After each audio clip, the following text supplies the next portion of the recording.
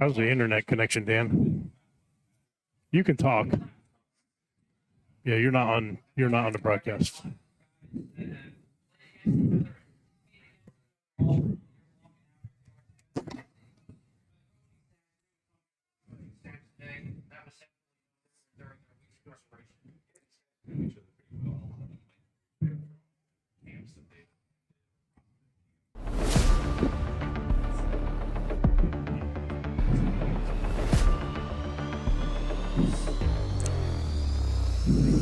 Welcome to the state of PA football, PAFootballNews.com's weekly look at high school football from around the state of Pennsylvania. From Philly to Erie, Scranton to Pittsburgh, Johnstown to St. Mary's, York to Bradford, and all areas in between. Whether you're a Bulldog, a Lion, Crusader, Eagle, or Millionaire, host Billy Splain has got you covered. Thanks to our sponsor, the Funding Zone. We'll be traveling the state bringing a guest host and a friend or two. There's just one question. Are you ready for some football?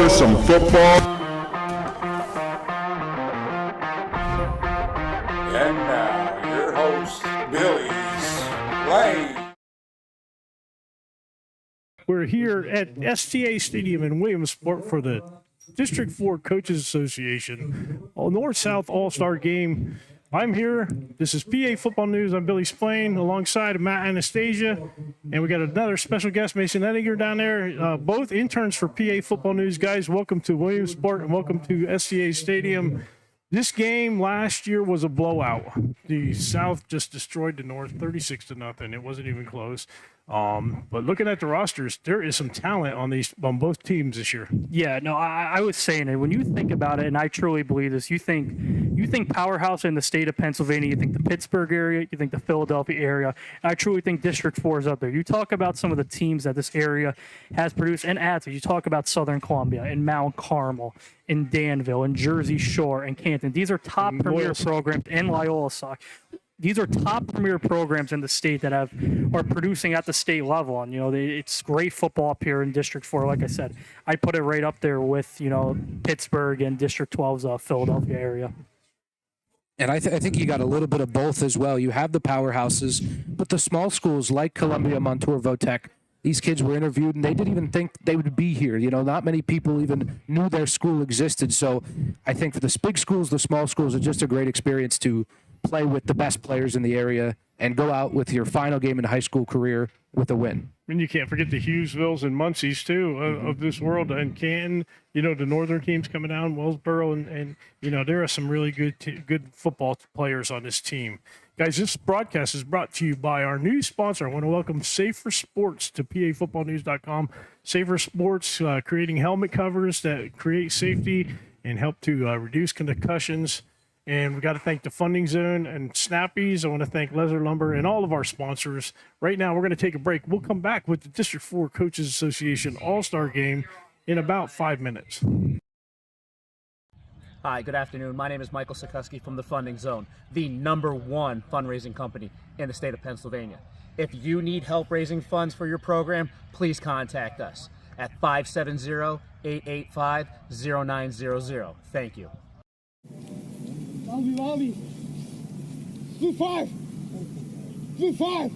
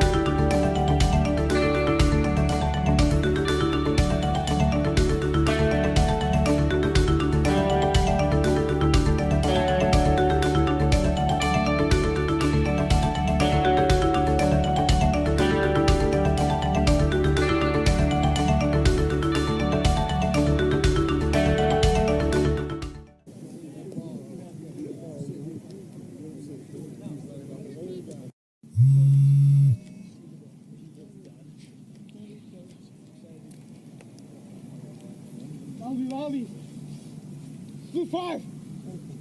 Blue 5. Hey.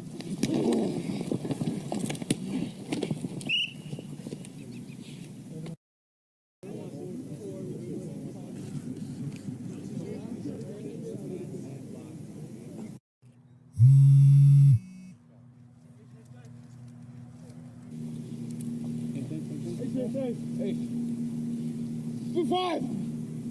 Blue 5.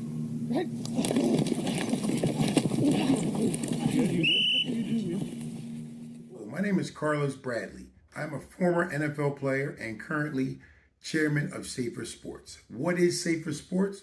We are a soft shell technology company. Our product, the Safer Helmet Cover, has been tested at Virginia Tech Helmet Lab and is proven to reduce the risk of concussion by as much as 77%. So if you have a youth league, a high school or a college, and you want to be safer, get in touch with safersports.com. Stadium here in Williamsport for the District 4 Coaches Association All-Star Game with the North and the South. I'm Billy Splain for PA Football News alongside Matt Anastasia and Mason Ettinger. Mason and Matt, tell us about the players in this game. Well, the North, we're going to see the North on defense first, and I'll tell you what, I'm telling you, the North has a really good squad defensively, but especially in the linebacker department. You talk about Kai Kavanaugh of Loyola Sauk. I mean, he had 94 tackles last year. Stone Seacrest of Jersey Shore had 63 tackles. Can't forget Jason Shuda, big number 30 from Muncie, 123 tackles. And, of course, I mean, Hayden Ward from Canton. I mean, this is a very tough linebacker core. And then telling you, you know, it's going to be interesting to see what way they use them, you know, to see if they're going to send any blitzes or not. But these guys are great linebackers all around, coverage, great run stoppers. I'm excited to see, you know, what that North defense is going to show us today. And then on the offensive side for Williamsport, Nazir Hennington, 19 touchdowns last year. He only played 9 games, hometown kid. Interested to see, he's got breakaway speed. I'm interested to see how he plays in an all-star type setting where everybody's good. Will that speed translate to today's game? Yeah, for the South, I think we're going to see, I think Brent Nye is going to start for Shamokin. You know, not a solid season for Shamokin. He's committed to go play his ball at Millersville. You know, PSAC, just tremendous football. You know, I watched him throw 4 touchdown passes against Nanacoke. So the kid's got a good arm, good accuracy. I'm excited to see what he could do. Especially, he's got a lot of talented receivers out there. You know, Carson Piercing from Danville's a Lafayette commit. I mean, just a ridiculous season. Talk about 53 receptions, 1,122 yards, and 24 touchdowns. He's got some weapons on offense, and I'm excited to see, you know, what Mike Pearson will do with that offensively. Not just a great season. Carson Persing had a great career at Danville. What an amazing talent he is. He basically owns the record book in receiving receptions, yards, and touchdowns there. But the defensive side, Danville is also stout with Mason Raup, 152 tackles last year. Declan Akins as well. Those guys, see if the chemistry works up for them, and they should be records on this defensive side. Yeah, I mean, me and Billy were at the PSFCA All-Star game. I mean, how many times did we call Mason Rupp's name during that game? I mean, Probably the 40. The kid is just a complete all-around player. You know, he's arguably the best football player on the field, and it's, you know, funny because he's not going to play football in college. He's a baseball guy, but you wouldn't know that from the way he plays. I mean, truly he's just one of the best football players, not only in District 4, but in all of the state of Pennsylvania.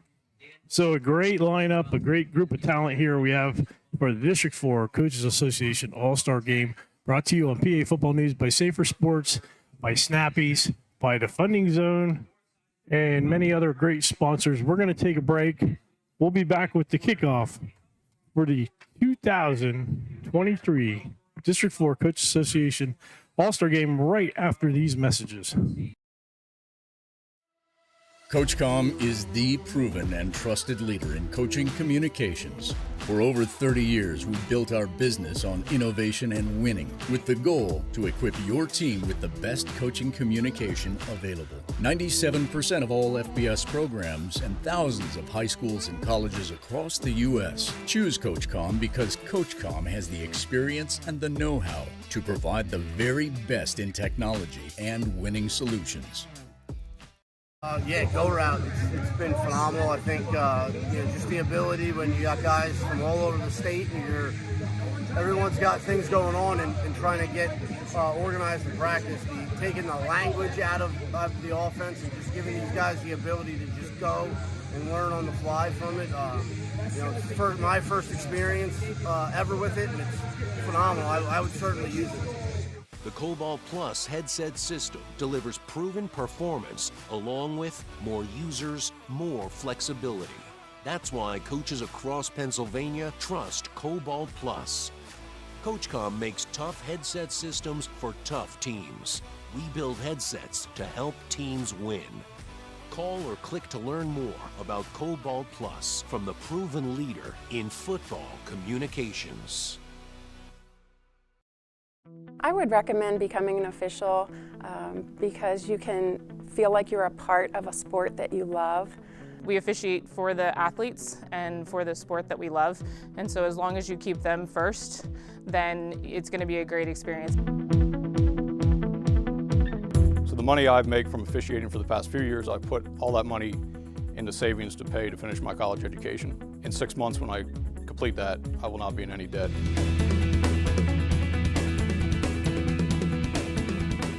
Officiating the state championship and getting that call to officiate the state championship was an emotional thing for me, just because of what I've been through, the ups and downs, and getting that call really meant a lot to me. Sometimes I see student athletes that I officiated years and years ago, and they say, "Man, you did a great job. Thanks for everything you've done."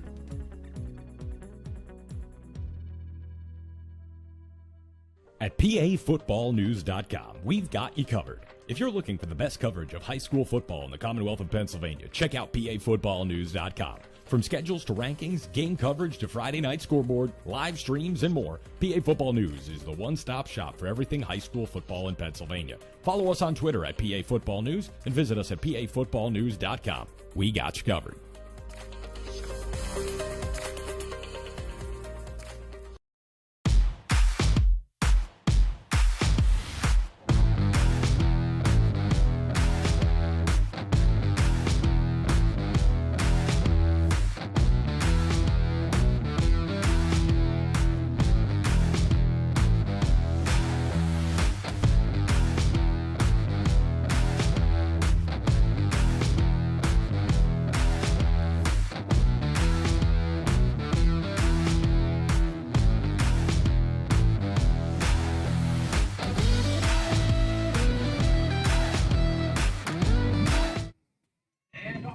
Kick is away.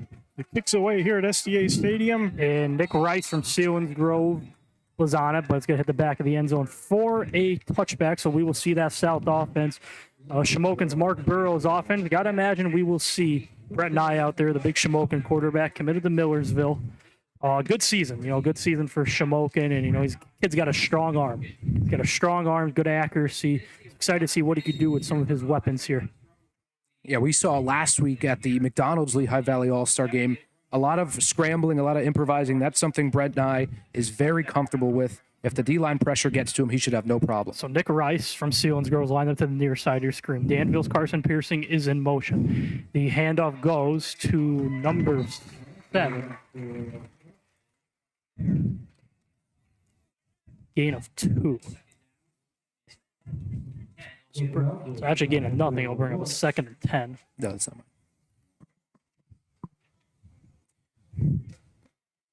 I mean, right away, the defensive pressure, there was 4 or 5 guys in the backfield. It might be tough to run the ball today. Pearson in motion again. Nye is back to pass. Got a man wide open on the wheel route. Carson Piercing, and it is caught down at the 50-yard line. Danville's Carson Pearson. And a massive gain and a first down for the South. Yeah, Carson Piercing, that's what he did his entire career at Danville.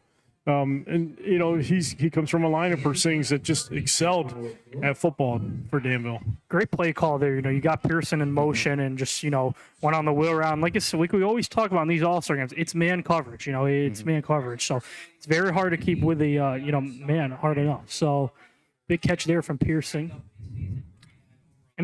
Not empty backfield here. Excuse me. Nye is back to pass again. Quick little short route. Quick little hitch route. Caught number 13. It's Ryder Zolkowski of Shamokin, so his Shamokin teammate picks up the first down there. Ryder Zolkowski, a great season for Shamokin. Actually short of the first down by 2 yards. 2nd and 2. 2nd and 3. Solkowski, good deep ball receiver, committed to your sinus. He's lined up to the near side of your screen. You have trips with Piercing. You'll have Nick Rice of Stevens Grove, and you'll have number 5, Tolsleski of Southern Columbia. It's going to be a QB keeper, and it's going to be the first down for Brett Nye. No, he's still short.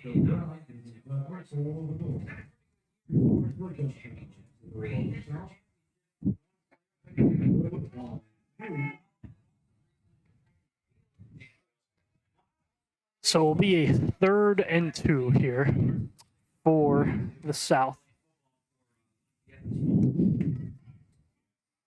Isaac Schaefer-Neitz from Shikellamy is the back. Nye drops back to pass. Just a quick hitch route, and it's caught once again by his Shamokin teammate, Ryder Zolkowski.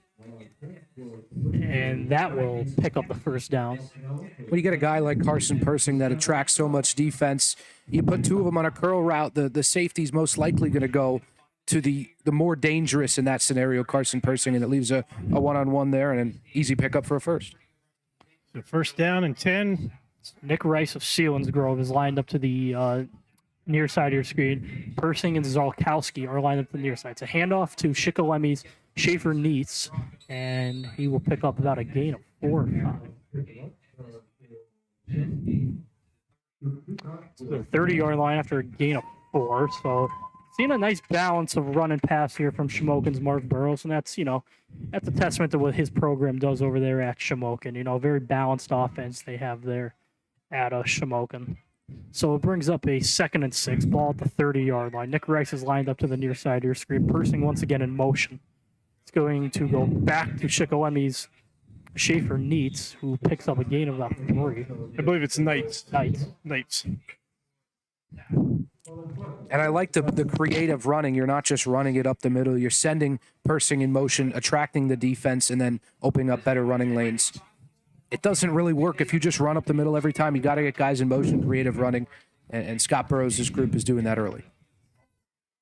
So it brings up a 3rd and 4, ball at the 28-yard line. Nick Rice of Sealands Grove lined up to the near side. Piercing and Zolkowski are lined up to the far side of your screen. Nye is back to pass. Once again, just has a little quick hitch to Carson Piercing. Piercing is tackled immediately by, I believe, number 10 of Jersey Shore. He looks about a half a yard short on that play for the first down. Are we going to see a field goal I believe Breck Miller made the tackle for Jersey Shore. 42-yarder field goal attempt. Nope, they're going for it. 4th and 1. It's going to hand off to the big Columbian Montour Votek back. And he got the first down.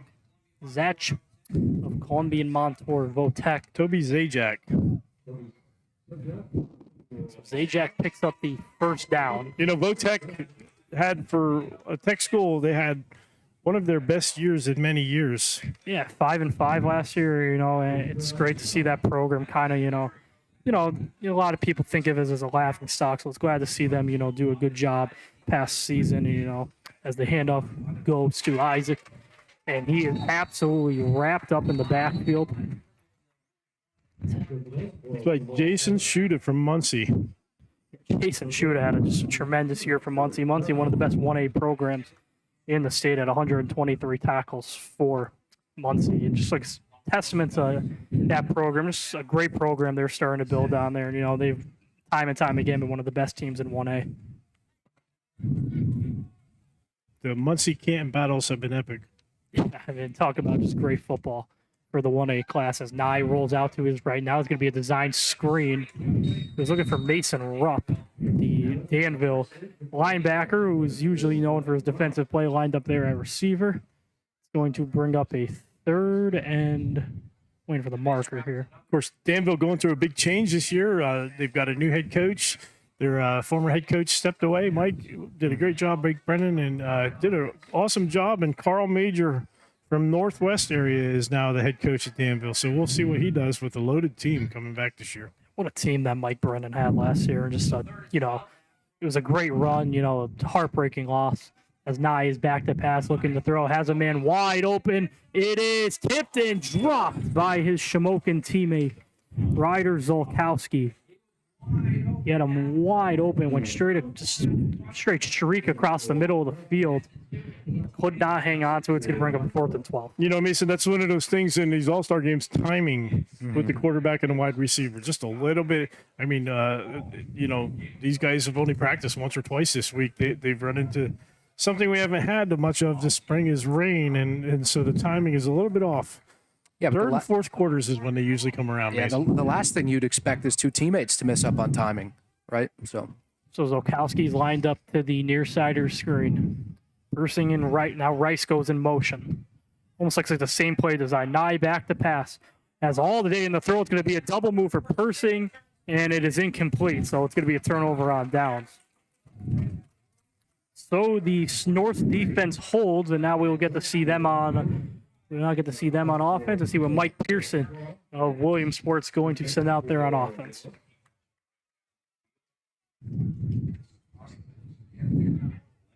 And from what I've known about, the Williamsport offense past couple years, you're going to see a lot of motion. You're going to see a lot of different stuff. You're going to see a lot of jet sweeps and kind of some unique handoffs, some, jet passes.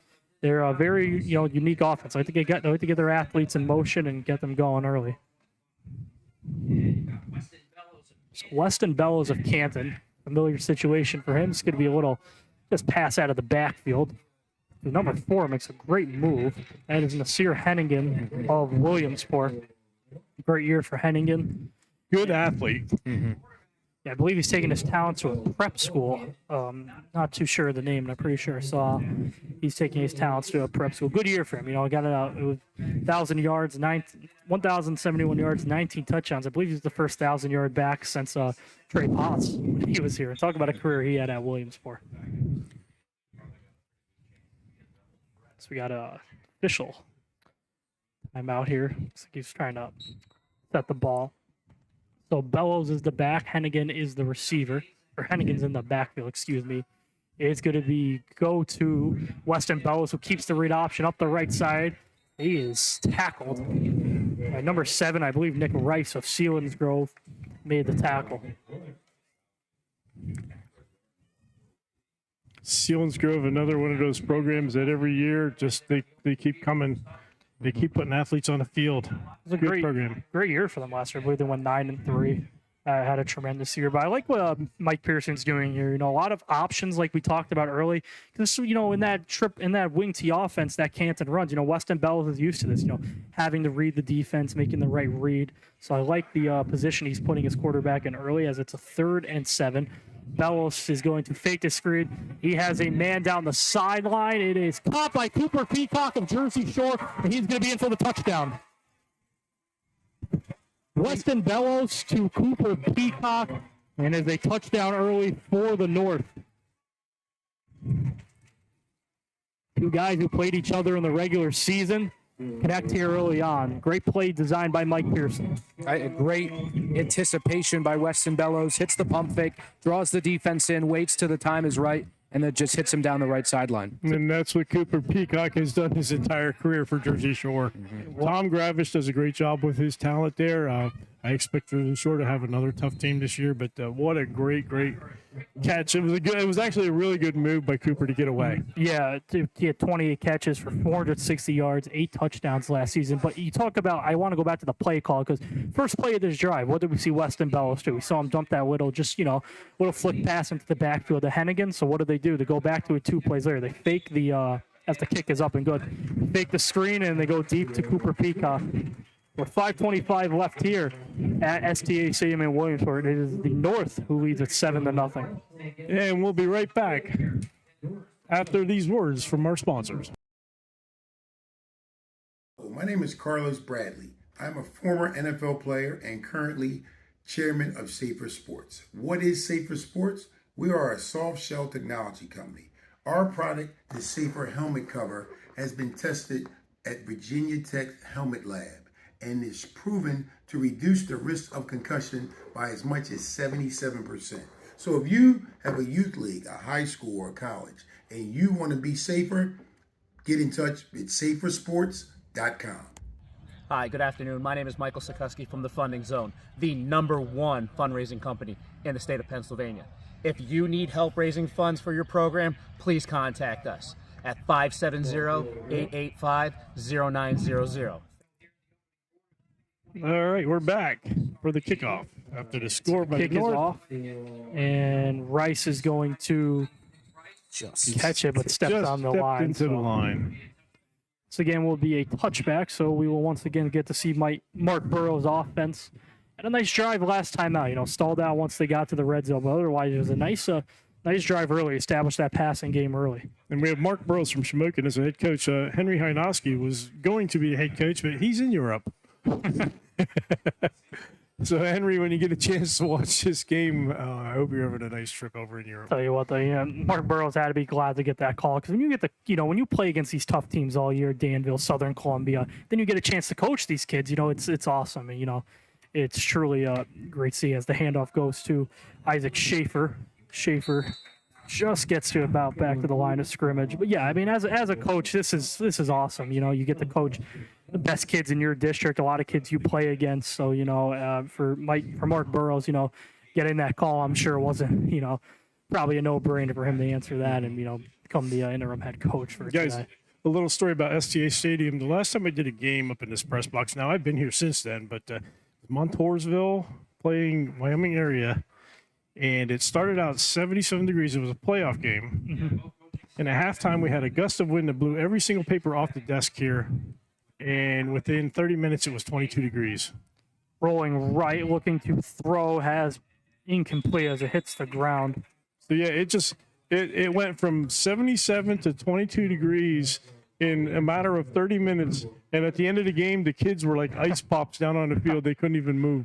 So Luke Kaiser of Hughesville is the new quarterback. Yeah, talk about that run Wyoming area had. Just that state title run, up here they beat Montoursville. And then obviously this, the dramatic state title 14-0 comeback win against Central Valley by Dom DeLuca, who's just now a captain at Penn State. What an inspiring story he has become as Kaiser is back to pass. He's looking to throw, has Persing.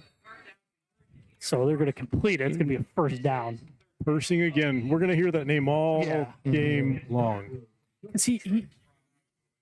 He's such a threat, anywhere. You know what I mean? As a defensive back, you can't press this kid because of how fast he is, how good of a break he has. So, and he's a smart kid. So you're seeing what he's doing a lot is just taking what's there and just stopping for the 5-yard hitch, the 7-yard hitch, And it opens up the whole offense, too, because when he goes in motion, people are going to follow. That opens up the running game. That opens up the other receivers, and a complete game changer. So Luke Kaiser of Hughesville had 878 yards, 8 touchdown passes last year as the quarterback.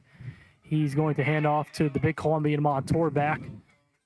Could be Zajac again. He is wrapped up. Yeah, small school out there, Columbia Montour Votech. They were practicing, and not many kids even knew who he was, knew that that school had a football team. 3-23 in his first 3 years, but this past season 5-5, more wins than he had in the previous 3 years combined. This is a pretty big moment for him to go against the big powerhouses of the area. It is. And funny story, when we do our previews every year, team previews, I send it out to all the coaches in the state, and Votech was the first one to put it in. He knew he had a good team. Kaiser is looking back. Got a man wide open in the middle of the field. It is caught. Number 13, that is Ryder Zolkowski of Shamokin. Such a great feeling when you can sit in the pocket for 2-3 seconds, set your feet, see a guy coming, and you just got to hit him, and he did great throw. I like that they're getting out, moving to the sticks. The defensive pressure has been a lot here for this north side. So rolling out is going to be big. And they're actually going to bring it back. So yeah, we have a flag. Whatever I said doesn't matter. It does matter. The play was a nice play. Yeah. Good throw. Yeah, it was a great throw by Kaiser for Hughesville. Like I said, at 878 yards, 8 touchdowns, and a great catch by Zolkowski of Shamokin. Just kind of that deep post across the middle of the field. Hughesville, another program that's on the upcome. They've had some good teams in the last couple of years. this area has some really, it's Yeah, underestimated. and that's what I said. That's why I said at the beginning of the broadcast, this is such a great area. As Kaiser is back to pass, has Selinsgrove's Nick Rice. Rice going to stiff arm one. He's going to probably get a face mask call there.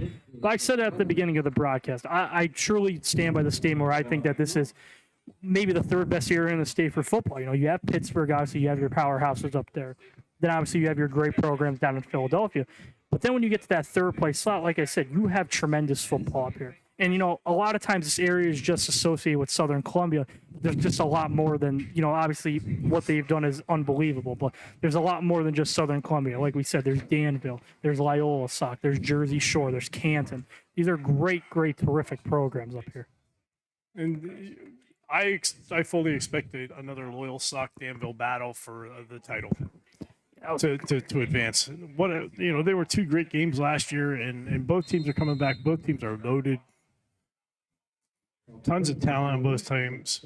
Canton, you can't overlook Canton. Muncie, they're always in our rankings too.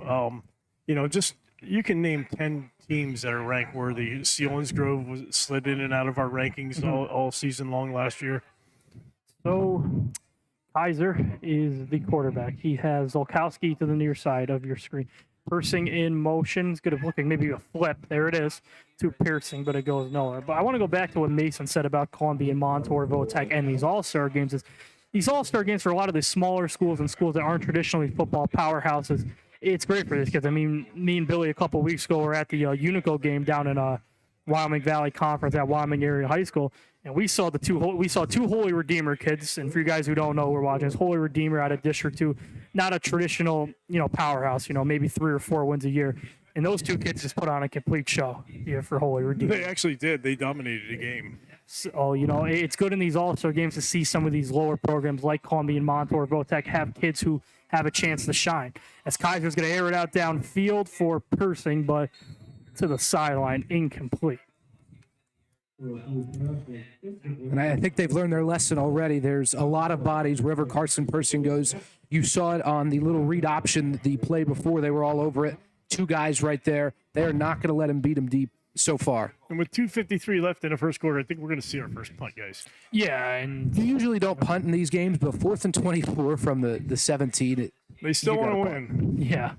So Weston Bellows of Canton is also back, along with Cooper Peacock, who caught the touchdown pass. Well, Bellows throws a touchdown pass to Peacock. Weston Bellows is just he's a player, man, for Canton. I got to see him in that just miraculous, awesome comeback against Old Forge in 2021, coming down 14, rallying back from 14-0 with 5 minutes left. And he's a terrific player as we have a timeout here. Like I said, what a program Canton has been building the past couple of years. They've been one of the best 1A teams in the state. They just continue to produce great football and great kids over there. And there's a timeout on the field, so we're going to take a timeout in our broadcast. And we'll be back with more of the District 4 Coaches Association All-Star Game with the North leading 7-0. We'll be back after these messages. CoachComm is the proven and trusted leader in coaching communications. For over 30 years, we've built our business on innovation and winning, with the goal to equip your team with the best coaching communication available. 97% of all FBS programs and thousands of high schools and colleges across the U.S. choose CoachComm because CoachComm has the experience and the know-how to provide the very best in technology and winning solutions. All right, the South gets ready to punt here. So, snap, and so not a great punt. So spiraling one to the sideline, right about the 40, maybe 42-yard line. And we will see the North take over on offense. Quick score, quick drive. Last time out, Weston Bellows' touchdown pass to Cooper Peacock. But it seems, I believe we have a quarterback change. I believe we're going to see the Jersey Shore. Brady Jordan. Yeah, I believe we're going to see Brady Jordan. Talk about it. He's the definition of just football player, definition of dual threat quarterback. 1,233 yards, 15 passing touchdowns, added 1,000 rushing yards with 21 touchdowns. Talk about a player and talk about a great program Jersey Shore is. It's going to be a handoff to 25. That is Canton.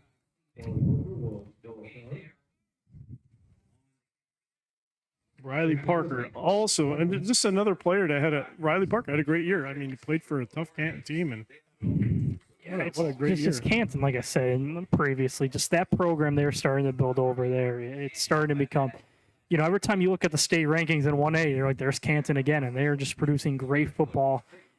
As Jordan is the pass going to be designed screen to 22 of his Jersey Shore teammate. That's Breck Miller. Yeah, Jersey Shore brings a lot of offensive weapons, a lot of familiarity for Brady Jordan. 3 receivers today, Connor Griffin, Breck Miller, and Cooper Peacock. They also bring in Sohn Cypress as a running back. In an atmosphere where you don't get many practices, having teammates is going to be a pretty big key to winning a game like this.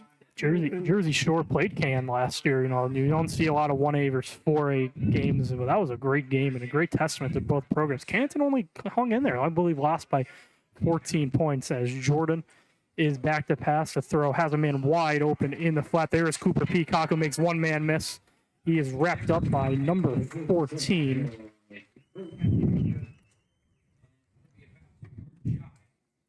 Looks like he's about a yard shy on the first down there. We talked about Breck Miller catching that pass. Breck Miller had a great career for Jersey Shore as a kicker. And what a great story he is. He's big on the mission trips and just a great Christian athlete.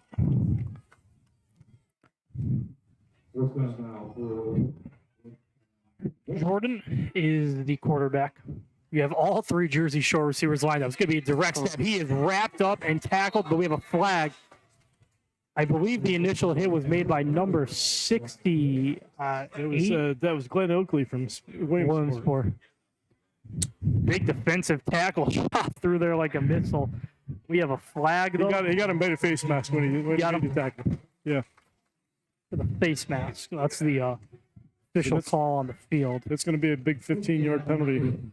It's going to put the North in scoring position again.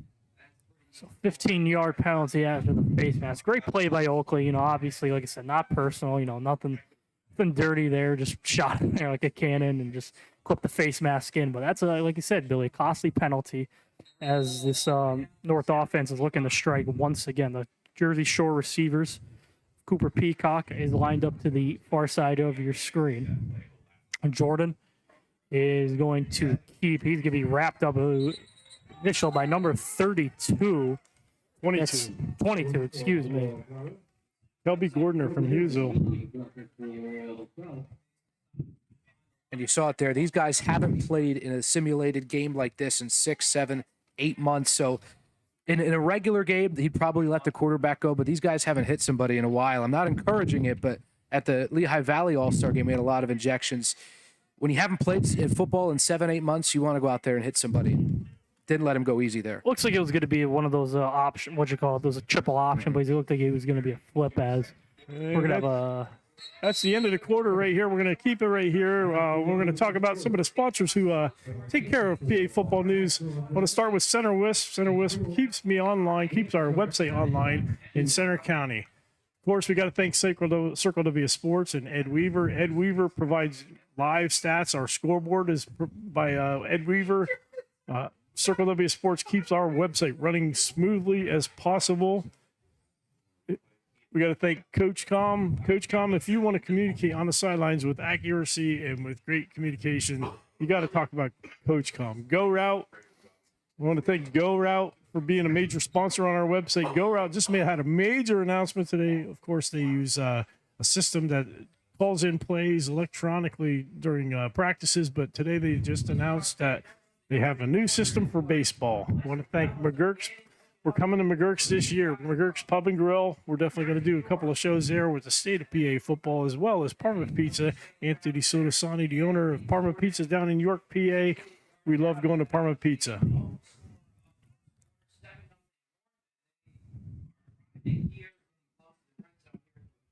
We'll thank some of our other sponsors later on. I want to thank Snappies. I want to thank the I formation. JJ Powell. Jordan's just going to hand off to Hennigan. So not a gain of much, maybe a gain of 1 or 2. He was hit initially. So it's going to bring up a third and waiting for the marker here. Could be a 3rd and 13 after a gain of 1. So let's see what Mike Pearson has to offer here as Jordan comes out of the huddle.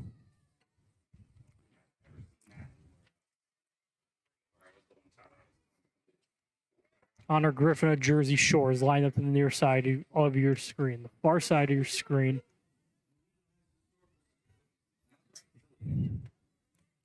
I formation once again. Maybe playing for the field goal as it's play action. Airing it out for, and it is batted away. Number 5, I believe. That was Jake Polkowski of Southern Columbia on the deflection there. So good coverage there by Southern Columbia's Polkowski. You come out in the I formation, there's a thought that you're just going to run it up the middle and take a field goal, but roll out. It's an okay look. There was 2 defenders right there. Probably lucky that it was incomplete. Had a really good chance of being intercepted. That was Luke Horn of Athens who was lined up at the far side of the screen. Couldn't see her. Had a great season. You know, all right. I just want to call your attention to the guy kicking the ball, Breck Miller. This is a 45-yard attempt, and he can make this kick. 45 yards. One of the as we're gonna have a timeout. One of the best kickers in the whole state. Yeah, one of the best kickers in the. With that timeout, I want to thank a couple other sponsors. Let's talk about Rainbow Lettering. Rainbow Lettering. If you need a team store, you need team gear. You definitely want to get a hold of Rainbow Lettering. They did our team store, and we're going to open another team store here in July. So Rainbow Lettering, great company, great products. I'm wearing the product right now, and great stuff. Want to thank Sports Paradise. If you need uniforms for any program in your school, field hockey, whether it be soccer, whether it be baseball, whether it's softball, football, get a hold of Sports Paradise. I want to thank Shoe Stacks Welding and Hydraulic Supplies down in Shenandoah Valley. Got to thank them for being a sponsor. And one of our main sponsors, Turf Tank. What a great company Turf Tank is. If you have grass fields, you want to get a hold of Turf Tank. So, guys, here we go with the kick here. Hit a long of 60 in the regular season. It's just an unreal number to state on. So it's a 45-yard attempt. And I don't know, Ed Weaver sitting here. This might be a record for the game. 40 average of 50 yards. The kick is up and short. Oh, just short. Just short. As we see Breck Miller. A rare miss there from Breck Miller, who, as we just mentioned, hit from long of 60 in the regular season. And you got to wonder, how often has Breck been kicking? I do not believe Breck Miller is going to college for football. So now we get to see the South take over. They come up with a big defensive stop there. Ball will be at the 28-yard line there.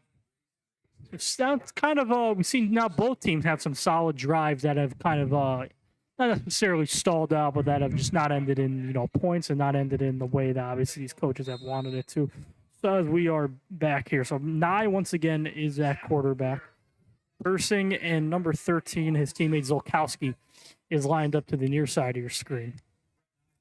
Nice. It's going to be a quick hitch route there to Nick Rice of Sealands Grove.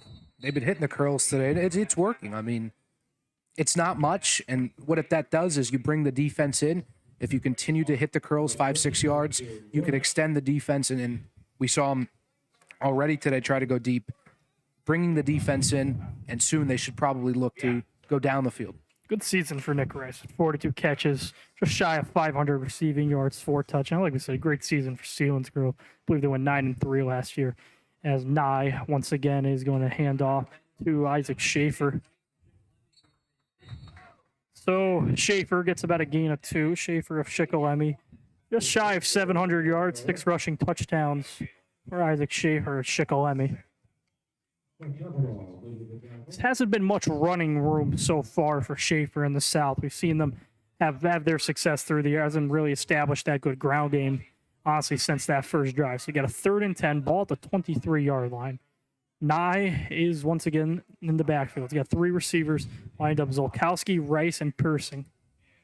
Nye is back to pass, back to throw, under pressure. Hit as he threw, but got a man. It is Caught by Carson Persing. Persing's going to make one-man miss. Get a block to the right side. Knocked out of bounds. Carson Persing does it again. I mean, as Gus Johnson would say, he's got getaway from the cop speed. He was 3 yards behind the defender, just ran right by him, was able to catch, and then after the catch, doing what he did all of last year, 22 yards per catch last season. I said earlier they're going to double him and make him beat him short, but right there they put one-on-one and he beats him deep. It's a great throw by Brett Nye. He was hit a little bit as he threw. Still had enough, like we talked about earlier, he has great arm strength, had enough arm strength to deliver the ball while taking a little bit of a hit there. And just a great catch and run by Persing. And that's something, like we've mentioned, he's done all year long for Danville. So Nye is back to pass again. Going to pass is incomplete. He was looking for number 14.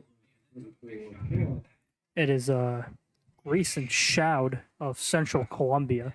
If I'm listed as a quarterback on the roster, but that's okay. But, in these type of games, you got to get your athletes on the field. He had 442 rushing yards and 6 touchdowns as a quarterback. So, kid can move, so put him at, get your athletes all over the field, and that's what you got to do. And not only these all-star games, but any type of game, as Nye is back to pass again. Quick pass to the flat, caught by number 5 by Jake Tolkowski of Southern Columbia. I know it's hard not to mention Southern Columbia, but talk about the season, they had, dealt with so many injuries, and a lot of people thought this was the year that, they weren't going to make it out of, the district, and people thought this was the year the run ended, but, they play Mount Carmel in the blizzard and just, beat them there, and then obviously go on a beautiful state run, and then eventually beating Westinghouse in the state title. But so one of the more memorable state titles they have had, with the conditions they were faced with throughout the season. A lot of people doubted them for the first time in a long time. Grayson Shout, who we just mentioned, of Central Columbia, he will take the QB keeper, and that's why the roster mentions him as quarterback right there. So. Yeah, Southern last year got killed by Danville, and they were at a point where they were 3-2, 4-2. The other teams in the they were out of our rankings for the first time in 7 years. Yeah, it was just well, like we said. You talk about. I truly feel for Jim Roth. It was maybe his favorite state title, just because for once they were doubted, and a lot of people thought this was the year the run comes to an end. Shout is once again back. He's going to for Central Columbia. He's going to try to work back up the middle, but is wrapped up by big number 77. I believe that was that's Mason Nelson of Canton. Great job there by Mason Nelson. Down. I don't know, but I'd like to know what they feed him up in Canton. I'll tell you that right now. They got some big boys on the defensive line, on the offensive line, and that plays a factor in that beautiful wing T offense they run. Like I said, we can't speak enough just about that program they're building at Canton. Just seems like I said, every year they're near the top of the state rankings, and maybe only a matter of time for eventually we see them at Cumberland Valley soon. And that was Joe Brown from Wellsboro. Good to see him walking off. Of course, I got our guy Ed Weaver from Circle W Sports, hails from Wellsboro, the great North Country of PA. Yeah, Joe Brown was a 4-year starter over there at Wellsboro. He averaged 8 tackles a game. Wellsboro had a nice, solid linebacking core this past season. So as we wait for the South to go back to get back in the huddle, get back in the field, this is a nice drive they've had so far offensively. With a big help for that face mask penalty. For that big face mask penalty. So it's a 2nd and 9 now. Ball at the 9-yard line. Brett Nye is back in at quarterback. Schaefer is back at running back. You have 4 wide receivers: Tolkowski, Rice, Piercing, and as Piercing is in motion, he's going to throw. Carson Piercing is going to almost make one-man miss, but is wrapped up. Number 25, Riley Parker of Canton on the tackle. I think we're going to see Piercing with a big number today. Yeah, and, we talk about it almost every time we're on live. When you have a player as good as Piercing, you have to get him the ball some way, Whether it's just him lining up that receiver and getting him on a quick hitch or getting him in motion, some way, like Mason has said the past couple times, get this defense, get your eyes laying on Piercing. He's going to open up a lot more. as we have a 3rd and 8 here. We have Nick Rice, who is lined up at the near side of your screen. Piercing, there he goes, once again in motion. Nye is back to pass, back to throw. He's got a man. It is caught by the tight end, Mason Rupp. Touchdown. Brett Nye to Mason Rupp of Danville. And it's a touchdown here for the North. Or not, the South, rather. Excuse me. And of course, Mason, you were there for that heartbreaker for Danville. Heartbreaker for some, joy for others. Yeah. I thought we were in for a not great game. It was 21-0. Yeah. I think at middle of the second quarter, but Danville, Carson Person, what I like to see, he dropped 2 touchdowns in the first half, but it didn't stop him. He had 2 touchdowns and then a kick that was just short. And Wyomissing would go on to move on. Yeah, I was at that game, and that was just crazy because that was truly a tale of 2 halves. I mean, Danville did not look like the team they were all season in the first half.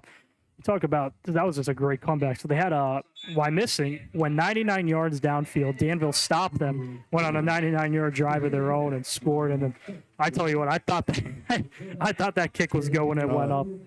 But with 7:09 left here in the second quarter, this game is tied at 7 apiece. All right, and with that score and extra point kick, we're tied at 7. We're going to come back after a word from one of our sponsors. My name is Carlos Bradley. I'm a former NFL player and currently chairman of Safer Sports. What is Safer Sports? We are a soft shell technology company. Our product, the Safer Helmet Cover, has been tested at Virginia Tech Helmet Lab and is proven to reduce the risk of concussion by as much as 77%. So if you have a youth league, a high school or college, and you want to be safer, get in touch with safersports.com. Hi, good afternoon. My name is Michael Sikorsky from the Funding Zone, the #1 fundraising company in the state of Pennsylvania. If you need help raising funds for your program, please contact us at 570-885-0900. Thank you. We're back to STA Stadium as the young wannabe high school stars are down here on the field. They're on the sidelines having a good time, playing some catch. Good to see the youth down there having a good time. And guys, take it back to the field here for the kickoff. Nasir Hennigan is back for the kick, along with Riley Parker of Canton. Rupp's kick is away. It's a booting kick.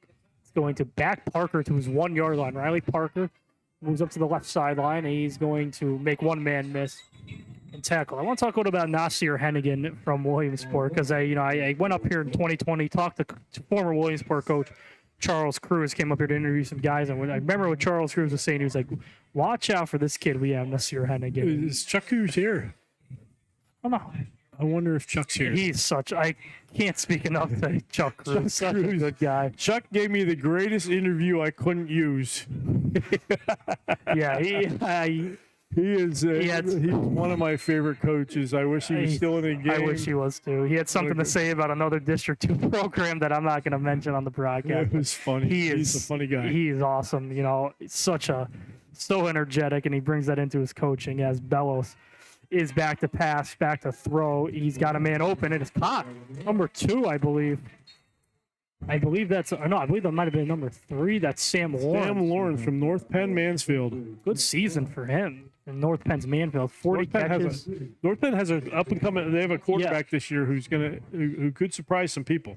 Yeah, 40 catches for 567 yards, 8 touchdowns. I was wondering, kind of waiting for his name to get called because he's a tremendous player, one of the best receivers, one of the best all-around football players we have here today. As Bellows is once again back to pass. Bellows will hand. This is going to be stopped in the backfield. Kind of miscommunication on the handoff. Looking like it was going to be a read option, but didn't get the read off. That was Cameron Brout from Wellsboro with the tackle. And the running game for both teams has not been working. I don't know if either team has broken off a run in double digits in terms of yardage, but what is working, those curl routes for both teams. I'm interested to see if they put a safety up, they try to do something, because these curl routes are killing both of these teams. Seen a lot. I haven't seen the run game in almost any of these all-star games so far, as Bellows will get the snap. Bellows is going to fake the handoff. Keeps going to be a design screen. Number 46. He is wrapped up And I think the reason why the running game is not working, and you saw it there, these defensive lines are so well equipped for both the pass and the run. You saw there 2-3 white jerseys in the backfield. The running game hasn't been able to be working. Just great defensive line So play. the design screen for Montoursville and Matthew Conklin just goes nowhere. Conklin, bigger guy, but more like a fullback. Reminds me of Lackawanna Trail's Ray Melnicoff. He had 954 yards, 7 touchdowns. Also had a nice season defensively as Bellows is back to pass. He's got a man down the seam open. It is knocked away, incomplete. Good defense by Luke Kaiser of Hughesville, playing safety back there.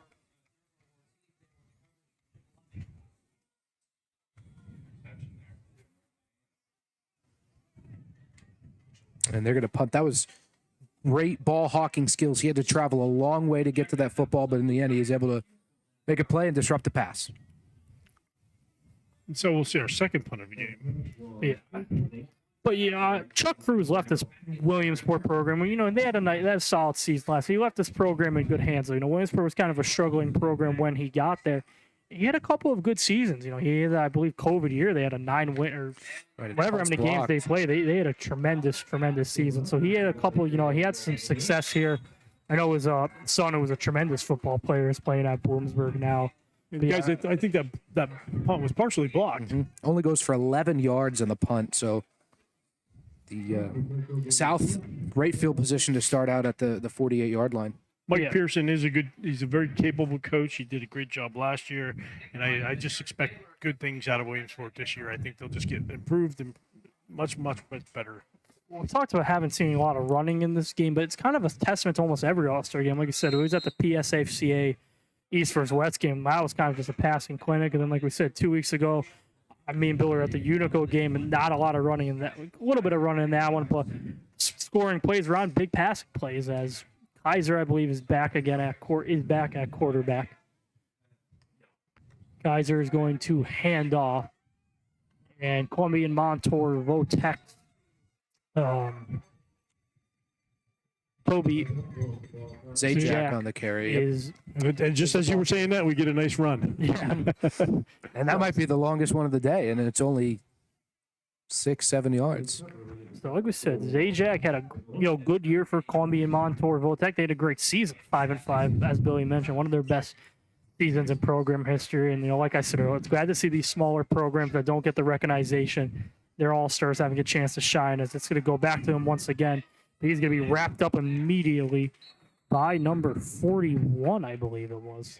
I think it was 32 got 32, there that's first. what it was. And Votech was in a high-scoring battle last year against George School, 68-52. They unfortunately lost that game, but 120 points? That's crazy. Defense was optional that day. I thought we had that game covered. Or no, that was a game Dan was supposed to go to and couldn't make it to that game. Thankfully. So we got a 3rd and 6, 3 minutes left at Kaiser. Looking to pass. There's just that little hitch route to Carson Piercing. And he might have it. I think he got enough. I think the second effort got him there. And I think the North squad is fine. I think they're fine with the little 5-6 yard routes. They just do not want to see Carson Piercing in open field down for 40-50 yard, really drive killing plays. I like the way Mark Burrows is calling the play calls. You know what I mean? He's taking what the North is giving him. He's not trying to do anything. He's not trying to force the big pass. If they're going to give him the 5-yard hitch, he's going to continuously take it until the North makes an adjustment. Kaiser is back to pass. He's got a man open in the middle of the field. The pass is picked off, I believe. Or no, yes, it was. It was picked off. And it's John Melendez of Mifflinburg. Melendez comes up with the big interception. I want to talk about Mifflinburg for a couple of seconds here. Mifflinburg had some good football players last year, and this year they've actually got a couple of more good football players coming back. As a matter of fact, their tight end just received his second Division I offer. So Mifflinburg is another program that's on the up and come. That was tremendous coverage by John Melendez. We have him listed as a linebacker. Not too many linebackers you're going to see be able to just go one-on-one with a receiver on a deep post. Great ball skills, made the interception there. And I think the play started with the defensive line pressure, forced Kaiser to make I wouldn't say ill-advised throw, but he definitely had a man in his face rolling off. Just a tough situation for South. Guys, I want to mention one of our sponsors again, Safer Sports, one of our new sponsors. Thanks to Safer Sports, we are able to do things like bring you this game, this fun football game here in Williamsport.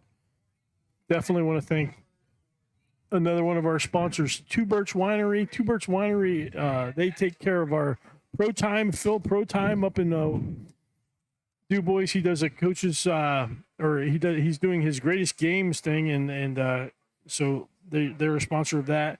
And I got to thank Victory Sports and Fitness out of State College. If you need to get in shape, if you have somebody that needs to get in shape, you definitely want to get a hold of them. Talk about our PA football news. We have our Pro Time panel, which is just one of our best features on the site. Have our best guys picking games across the state. As Jordan is just going to take off and run. He did this all year long for Jersey Shore. Makes one man miss, makes two man miss. He's going to be wrapped up nearly out of bounds by 55. That is Lucas Whitaker of Milfenburg, another Milfenburg product. He had a terrific season. 84 tackles, 14 for a loss. He had 5 sacks.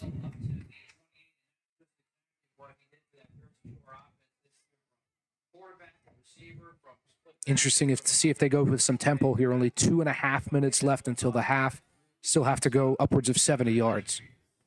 So Hennigan is the back. Jordan is going to hand off to Hennigan, who is nice second effort there by Hennigan.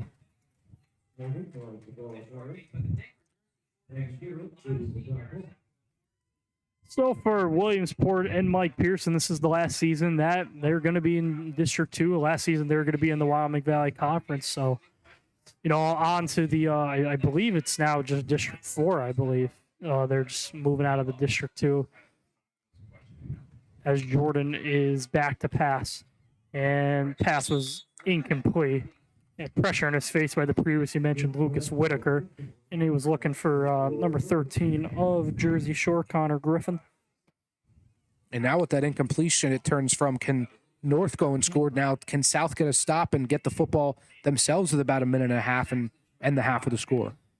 And for I just want to go back to that because for Williamsport moving out of District 2, you can't blame them just because every game for them is, a trip. Every game's an hour and a half for them. And, they're great quality opponents down there in the District 2 here. They don't have a easy schedule by any means. Jordan is bad to pass, has Cooper Peacock in the flat. Peacock makes one man miss. He is tackled number 8. That is Ethan Tuber Ortiz of Shikellamy, the linebacker who had 62 tackles. Made a nice tackle there as we get our first timeout. Yeah, real opportunity squandered right there. You go 3 and out to start the drive, and now with 1.5 minutes left, South is going to have a real chance here to take the lead to end the half.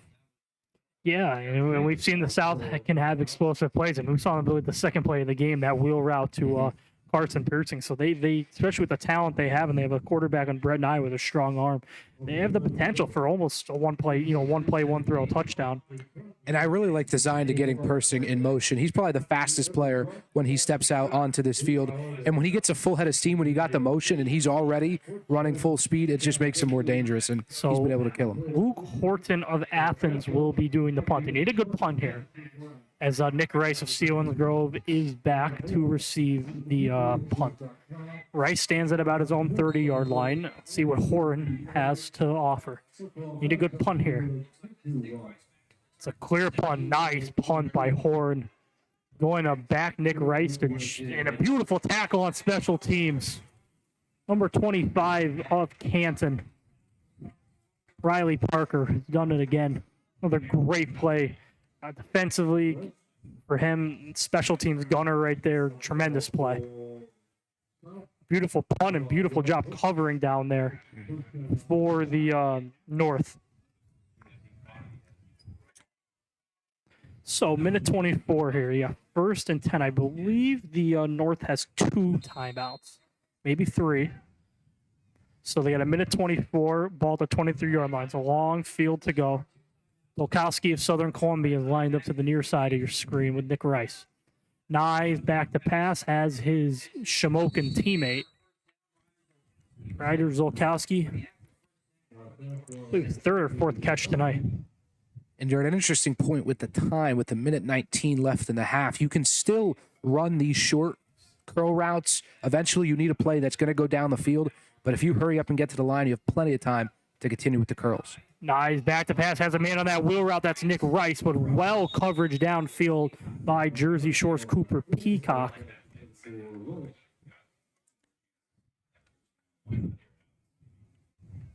So similar play design they ran in the first quarter, as we saw that wheel route there. But it was great coverage there by Cooper Peacock, who was just a tremendous player. Tremendous football player and a tremendous program in Jersey Shore who has had just great quality football teams this past couple of years. So we have a 3rd and 2, 32 seconds left. Kind of important to pick up this first down here. You don't want to punt the ball back. It's going to be a handoff to Schaefer. He's got it. He's going to get the first down. So up to the 35-yard line. Hadn't seen many big holes today to run through, but Schaefer finds one there. Guys, this has to be fun for an all-star team going into a hurry-up offense. This is sandlot football right now. Nye's back to pass. They're once again looking for that wheel route. But he's going to almost go down. Great job to get the ball out there. We're going to have a hold on the play. So that's going to put him back. And, of course, the North is going to take the hold. Mm-hmm.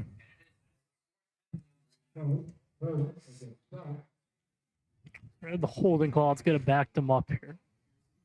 So I got to give it that Cooper Peacock's had some tremendous coverage so far. They've tried with this wheel route here, and Peacock has done a great job of covering it both times. And that's really the initial read on this play call that is be called by Mark Burrows.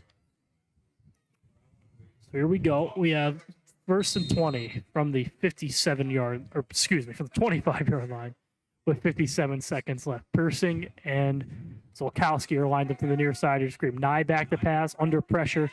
He batted down at the line of scrimmage. He's looking for Nick Rice across the middle of the field. And Mason Nelson almost had a lineman's dream. Those Kansas defensive linemen have had a couple of actually defensive line interceptions. They remember that 2021 playoff game at Danville against Old Forge, and a couple of times Old Forge was trying to set up that screen, and a couple of times it was picked off. So, like you said, almost had a defensive lineman's dream right there. Get the interception. So 2nd and 20, 52 seconds left. Zolkowski, Rice, and Persing are going to line up trips to the near side of your screen. Tolkowski of Southern Columbia lined up to the far side of your screen. Nye's just going to hand this off to Schaefer. Tackled there by number 56. Or excuse me. We're going to get a timeout, so we're going to take a timeout 52 right here Pepper. in our broadcast. We're going to take a moment to recognize one of our sponsors. We'll be back in 60 seconds.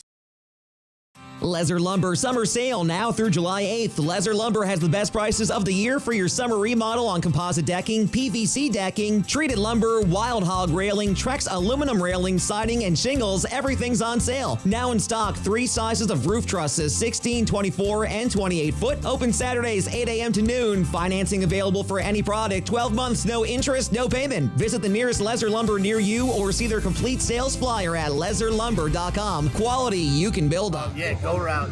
It's been phenomenal. I think just the ability when you got guys from all over the state and everyone's got things going on and trying to get organized and practice. Taking the language out of the offense and just giving these guys the ability to just go and learn on the fly from it. It's my first experience ever with it, and it's phenomenal. I would certainly use it. CA Stadium here. We got a tie score. And the South has the ball, but they've got a first down or 3rd down and 17 to go on their own 28-yard line. We've got 44 seconds left. Guys, what do you think? Yeah, you're gonna have to just see what they do here. Maybe just take some short yards to get a better field position to punt it away, because especially in these All-Star games, 44 seconds is still a lot of time. Or get it to that guy right there on the screen. Number 4. See what they do here. This is a good matchup. We have Carson Piercing, who's lined up against Jersey Shore's Cooper Peacock. 44 seconds, low snap, Nyes back to pass. He's going to air it out down the middle of the field. It is picked off. Picked off by number 83. 83, excuse me. That is Corbin Free of Montoursville, who was playing deep safety. Boy, he read that all the way. Yeah, just the deep post down the middle of the field. But great job to read the route, pick it up, but a better job of even getting yardage on the return, because now you got to set them up. Now you set them up in good field position to have a kick, like we said with the kicker from Jersey Shore. On the south 26-yard line, it was a great return. Great return, and now that gives you multiple opportunities for Mike Brennan, or not Mike Brennan, excuse me, Mike Pearson. As do you play for the field goal? Do you take the shots? You have a tremendous kicker. Obviously, he missed earlier, but missing from 45 in high school is no letdown. And how many times the possession has changed hands here? 3 times in the last minute. You have 32 seconds. You're going for it. Yeah, it's an all-star game. You're going to the end zone here. Bellows is back to pass. Good. It's going to be out to the flat to number 7, Luke Horan of Athens. So we'll see a timeout here, I believe. No problem. The North, I don't know how many timeouts they have. They might not have one. 16 seconds left, running clock. So you see the spike there with 12 seconds left. So we got to wonder. They got time for one more play, and then they can kick it. Yeah, but it has to be a play that's got to either go in the end zone or out of bounds. Yeah, it's got to get to the got to get to the out of bounds, got to get to the sticks, get out of bounds, or you can say got to go to the end zone, and then give Breck Miller an opportunity to kick. It's easy to say, we got to guard the sidelines in the end zone, but when you got a Cooper Peacock out there, it's not so easy to guard those things. So let's see here. 12 seconds left. 2nd and 7. Bellows is back to pass. Back to throws. Got a man open in the end zone. It is picked off, I believe. Picked off. It is intercepted. Number 1, I believe. I believe it was Shane Tomlinson of Columbia Montour Votech on the interception. So Votech.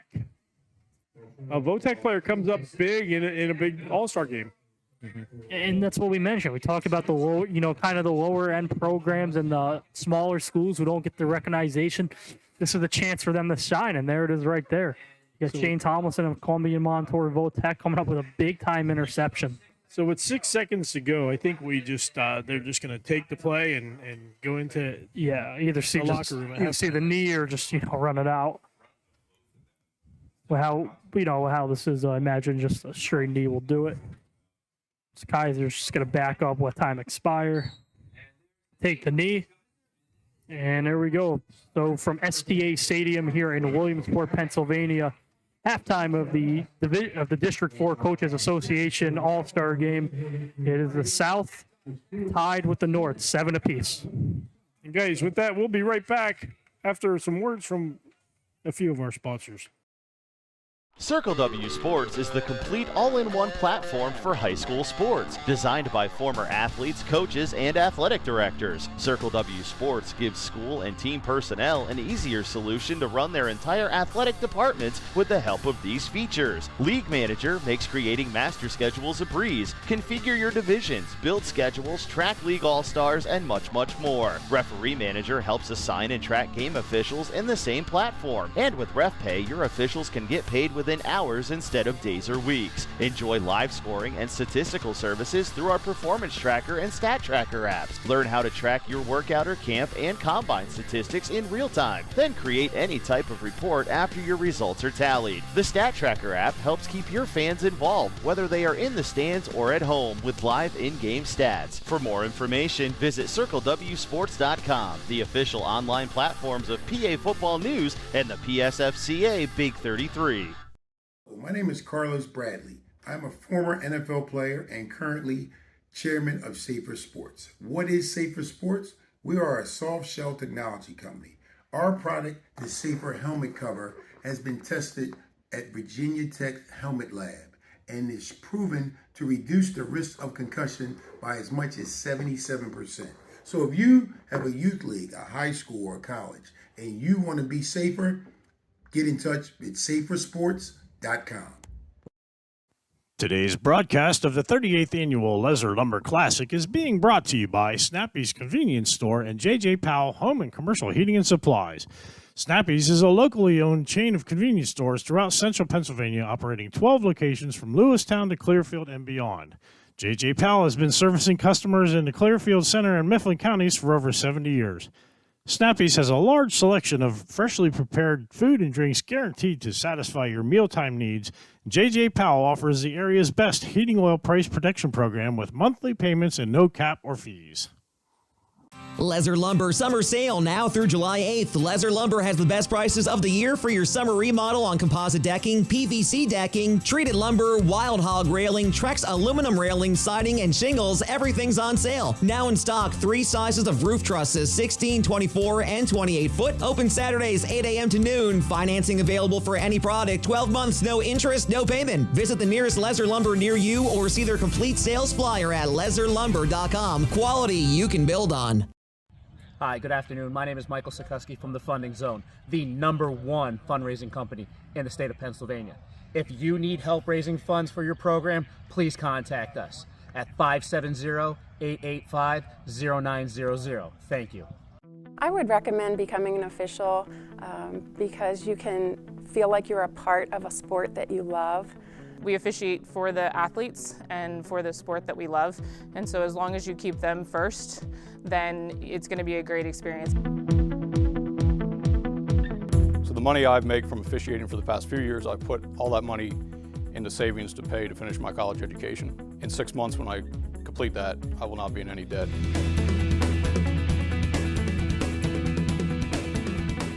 Officiating the state championship and getting that call to officiate the state championship was an emotional thing for me, just because of what I've been through, you know, the ups and downs, and getting that call really meant a lot to me. Sometimes I see student athletes that I officiated years and years ago, and they say, "Man, you did a great job. Thanks for everything you've done."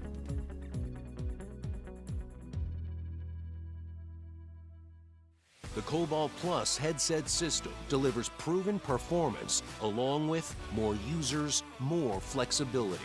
That's why coaches across Pennsylvania trust Cobalt Plus. CoachCom makes tough headset systems for tough teams. We build headsets to help teams win. Call or click to learn more about Cobalt Plus from the proven leader in football communications.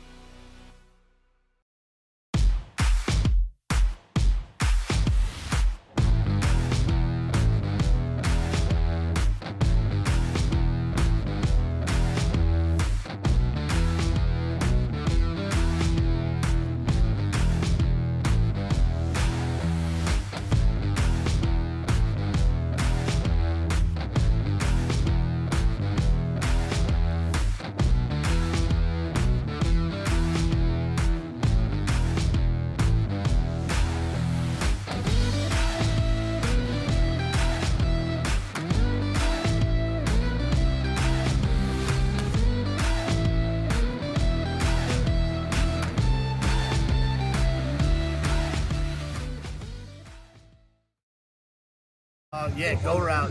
It's been phenomenal. I think just the ability when you got guys from all over the state and everyone's got things going on and trying to get organized and practice. Taking the language out of the offense and just giving these guys the ability to just go and learn on the fly from it. It's my first experience ever with it, and it's phenomenal. I would certainly use it. My name is Carlos Bradley. I'm a former NFL player and currently chairman of Safer Sports. What is Safer Sports? We are a soft shell technology company. Our product, the Safer Helmet Cover, has been tested at Virginia Tech Helmet Lab and is proven to reduce the risk of concussion by as much as 77%. So if you have a youth league, a high school or college, and you want to be safer, get in touch with safersports.com. At PAFootballNews.com, we've got you covered. If you're looking for the best coverage of high school football in the Commonwealth of Pennsylvania, check out PAFootballNews.com. From schedules to rankings, game coverage to Friday night scoreboard, live streams, and more, PA Football News is the one-stop shop for everything high school football in Pennsylvania. Follow us on Twitter at PA Football News and visit us at PAFootballNews.com. We got you covered.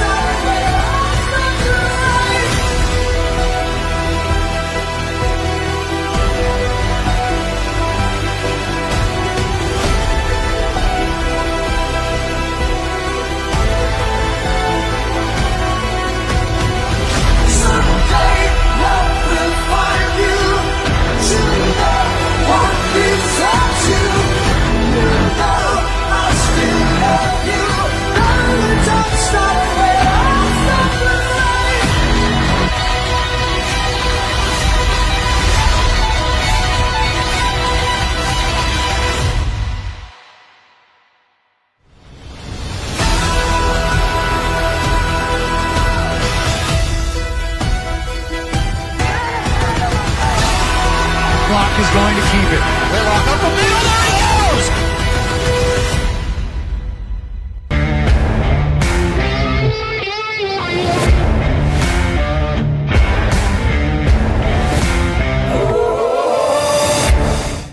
All right, welcome back to SDA Stadium. We're here with the District 4 Coaches Association All-Star Football Game.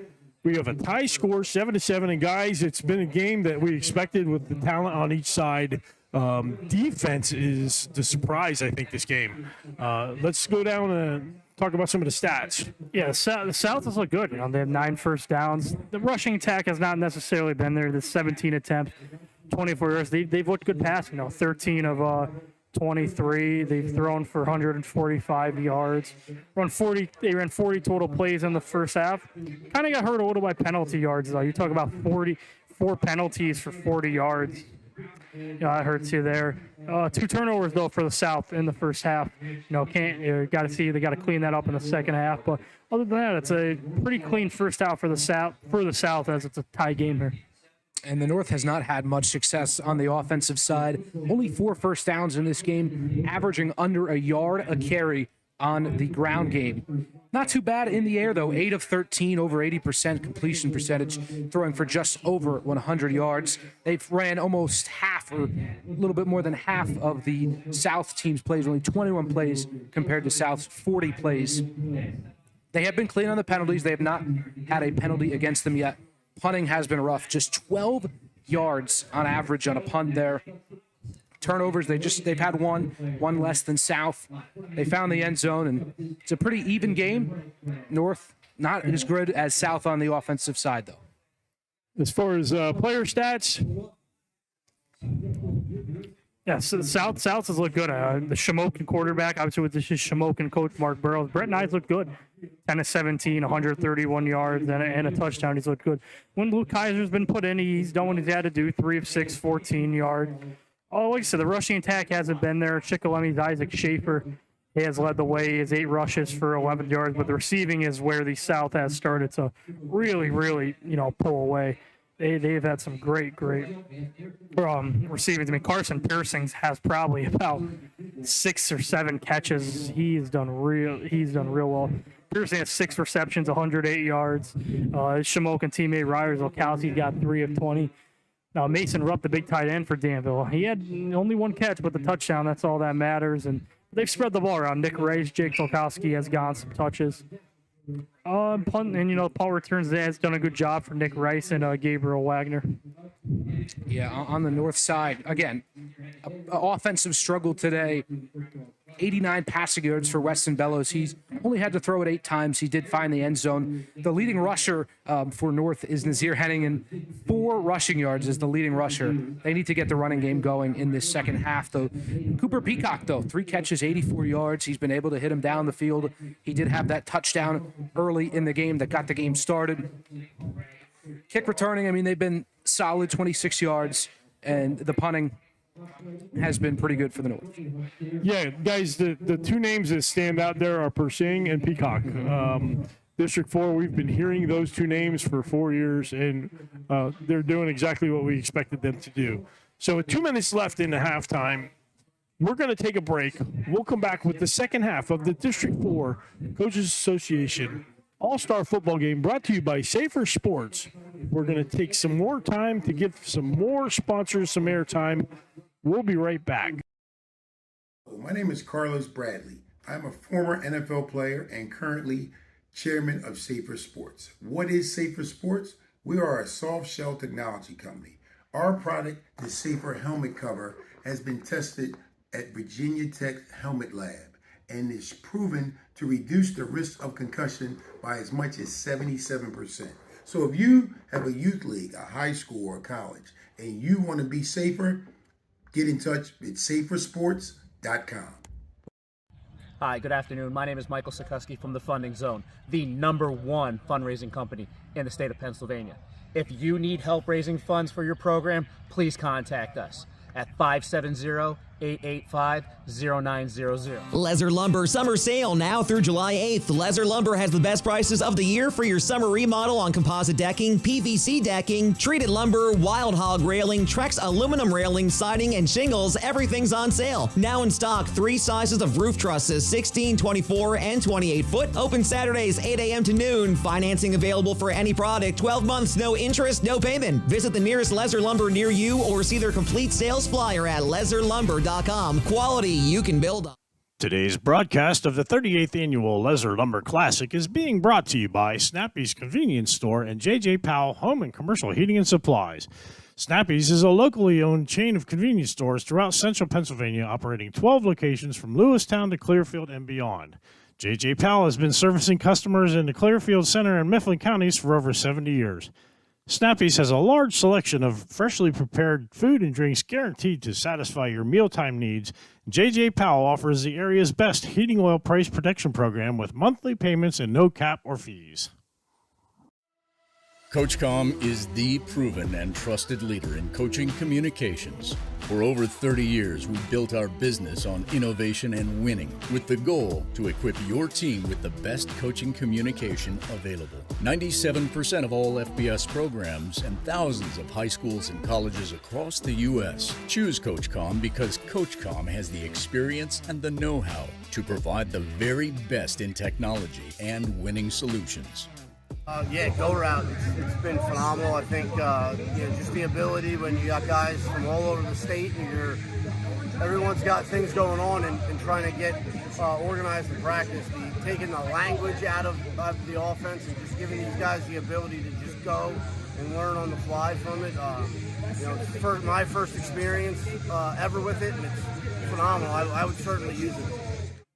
All right, we're back at this cloud cover STA Stadium here in Williamsport. Right now it's still halftime, and they're honoring the inaugural class for the District 4 Football Coaches Association Hall of Fame. Guys, listen to these names who are in the first class. Jack Young from Tawanda, what a great career Jack has had. By the way, these are all former head coaches and one current head coach. So Jack Young, what a great career he had. Max Schneider from Milton, Ken Robbins of Loyalsock, Ray Raffin of Wyalusing, and here's a big one, guys. Joe Jazz Diminick of Mount Carmel area. What a wonderful, incredible career. And Mason, you are too young right now, but boy, the battles that Mount Carmel and Jazz Diminick had with Coach Curry and Berwick were epic for years. And Wellsboro's Russ Manny. Russ, of course, is a big part of the District 4 Coaches Association. He helps run that combine that we just held. And the great Bill Scott from Sealands Grove. What a character Bill Scott was. He was just a wonderful person. And the last one, he is the only active coach to be inducted into the District 4 Hall of Fame. And how do you not start a Hall of Fame without Jim Roth from Southern Columbia? I don't even need to go on about what he's done. I'm not even going to go into it. Just one of the most legendary coaches in the history of high school football. Don't say the state of Pennsylvania because it's not. He's one of them. Jim Roth was literally one win away from the program closing down. They're one loss away from the program. They won a game. They won their first game. Ball skill. 1st and 10, ball at the 33-yard line. Kaiser is going to keep on seemed like to be a busted play. Yeah, he didn't make up his mind if he was going to give it to Toby Zajac or keep it himself. Decided to keep it himself, but at the time it was too late. They're going to lose a few.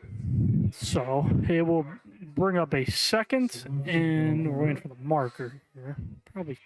Probably 11 or 12. So Luke Kaiser had a solid year for Hughesville and really did all, threw for 8 touchdown passes. Had a solid year, 878 yards through the air. Zajac from Columbia Montour Votech is the back. Rice in motion. Kaiser rolling out. He has a man wide open. It's knocked away by Weston Bellows of Canton. Good coverage downfield by Canton's Weston Bellows on a much taller, much bigger receiver, Ryder Zilkowski of Shamokin. And there was the defense from Ryder Zilkowski. Played a little bit of DB for Shamokin. Right there, he had to play some defense to... Or nope.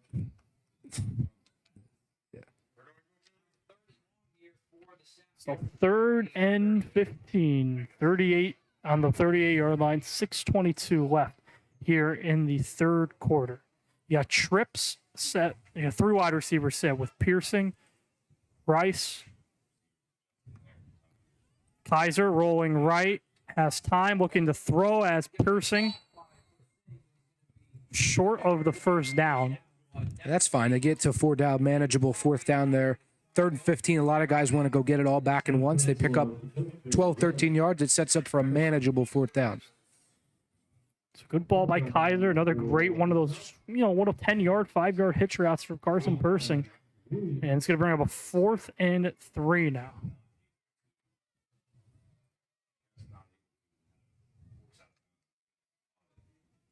The South goes with Grayson Schad, maybe. The Central Columbia, more of a rusher. But they're going to stick with it. 4th and 3. Kaiser fakes the handoff. He's going to air it out, and it is incomplete off the fingertips of 88. That was Montoursville's. Or no, excuse me. Yeah, no, that was Corbin Fry of Montoursville. Well, 4th and short, you load the backfield, jumbo set, 2 fullbacks and a running back. Everybody's thinking you're running the football. Play action got a lot of time in the pocket, just could not hold on to the football, and then North takes over. I believe that was Weston Bellows in coverage again.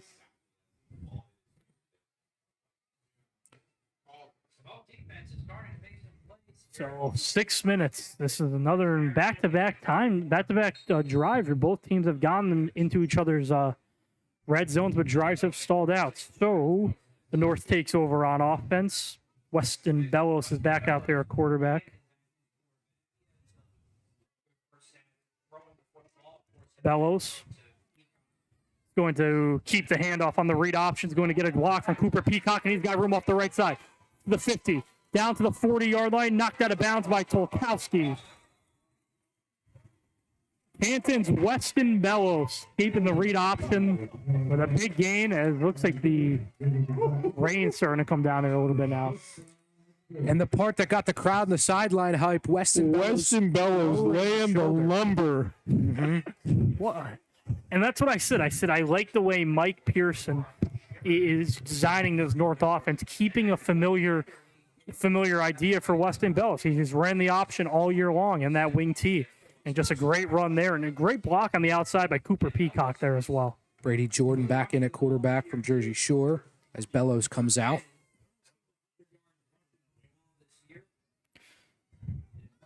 Jordan is going to keep. So they go back with the read option again. Makes one man miss, makes two man miss. But Mason Rupp is there once again. They're making two defensive linemen miss. The big linebacker who had about 152 tackles for the Ironmen makes a stop there. And you're not going to trick them again. They go back to the read option this time. White jersey swarming in the backfield for a big-time loss. Loss of 7. So the big gain is almost negated by a 7-yard loss. So Jordan, it's Connor Griffin. He has Cooper Peacock. His two Jersey Shore teammates are lined up as Weston Bellows is back in at quarterback. Watch the wheel route here for Cooper Peacock. Watch these two interchange, the two Jersey Shore guys, Griffin and Peacock. Watch them interchange down the send. There's a design screen. This one goes to Connor Griffin, who's immediately tackled, number 14. That is Grayson Shout of Central Columbia. Great job by Grayson Shout. Read the screen pass, and it was the first one initially to the tackle. It's going to set up a 3rd and long, and if they don't get any yards here, I'm interested to see if they do punt the ball, because it is a 3rd and long. Peacock and Griffin are lined up to the near side of your screen. Zolkowski lined up to the far side. Bellows going to air it out downfield as Peacock, and it is knocked away.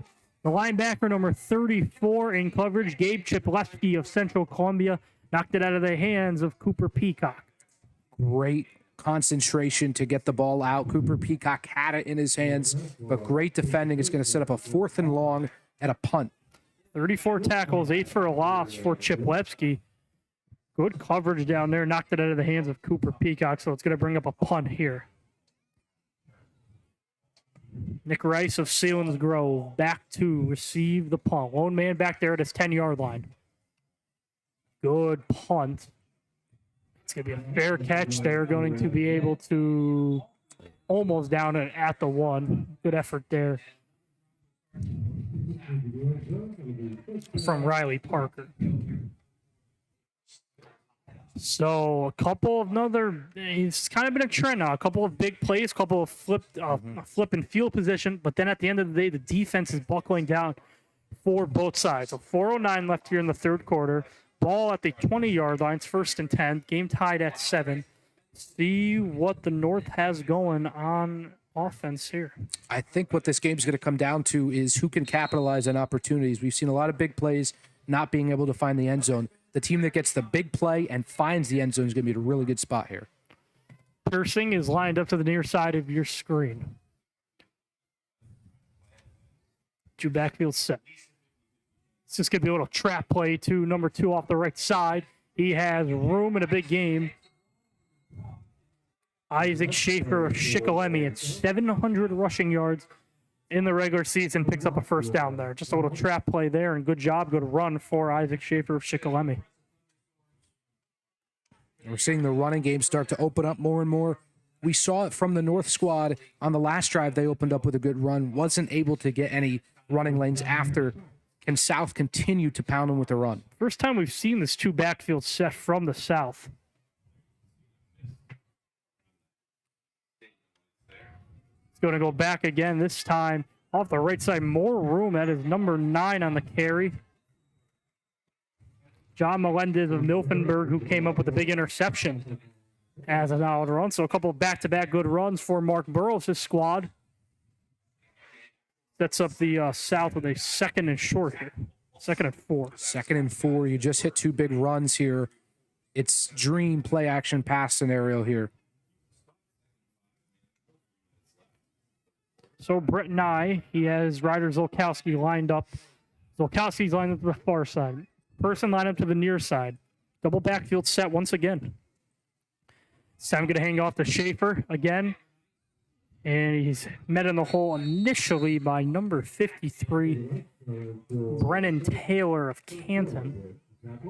One of those big defensive linemen for the Canton Warriors. Big part of, obviously, their successful season. Not only this year, but the past couple of years, that great program. He's short, though. It's going to be 3rd and short. Success on the running game these last few plays.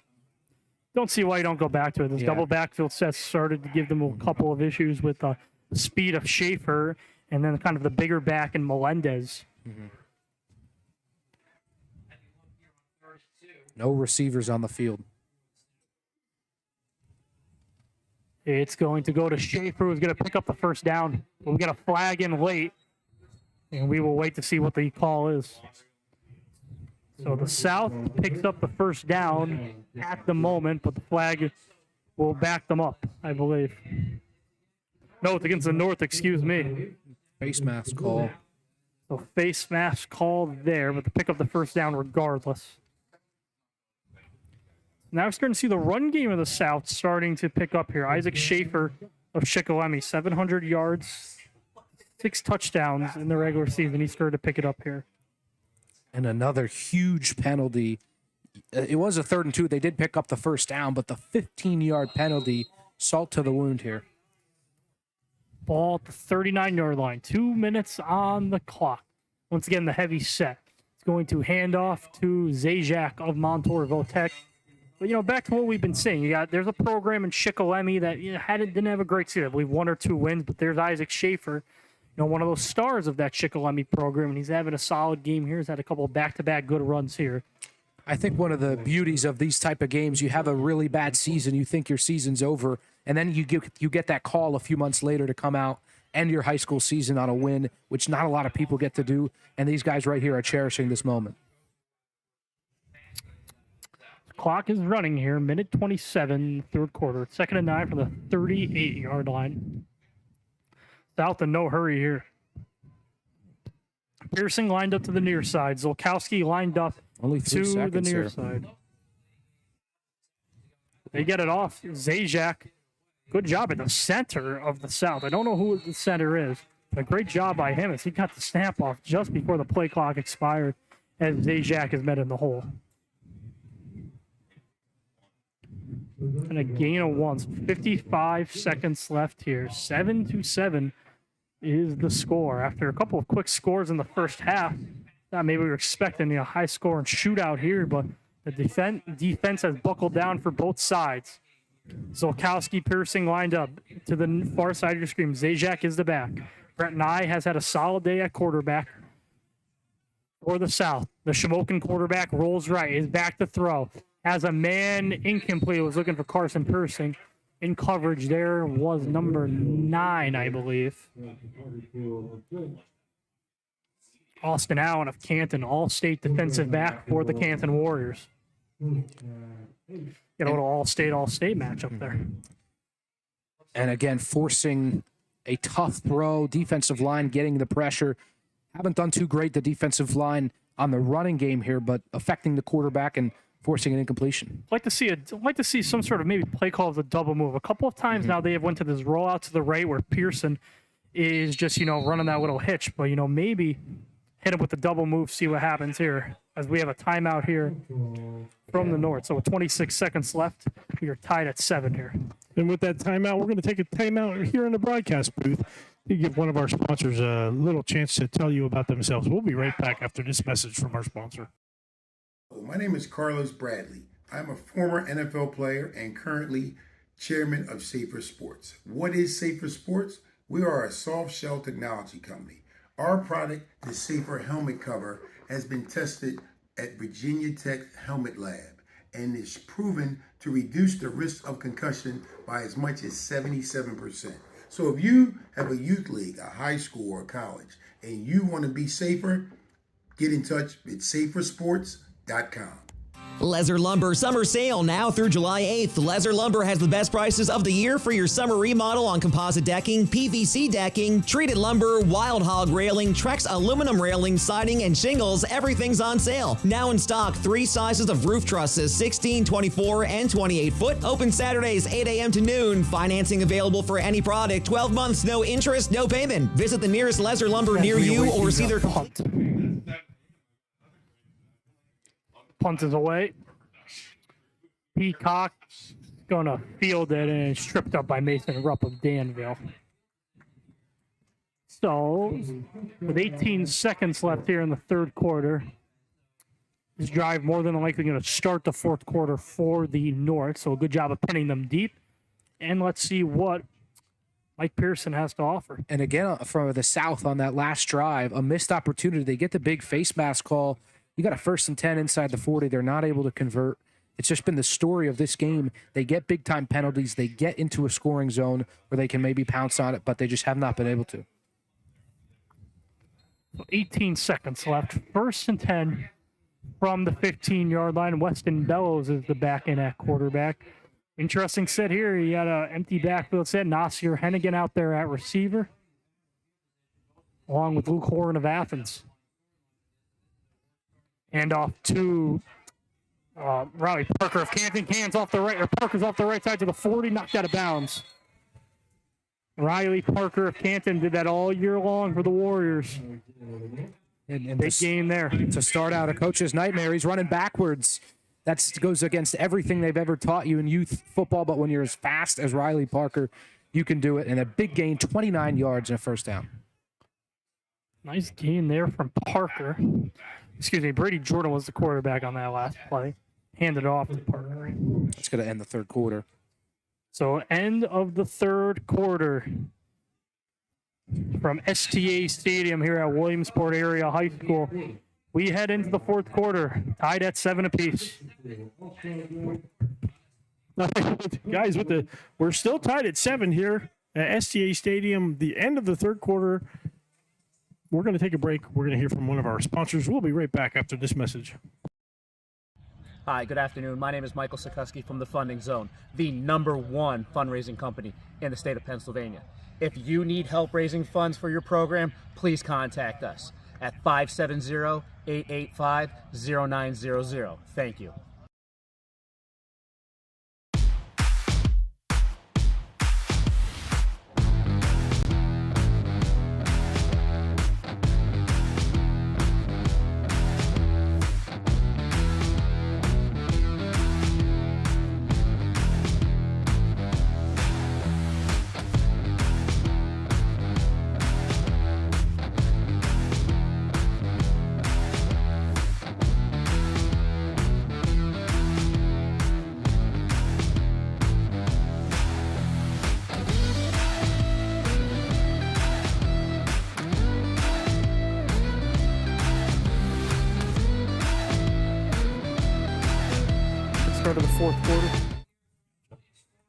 Start of the fourth quarter, we are back here at STA Stadium in Williamsport.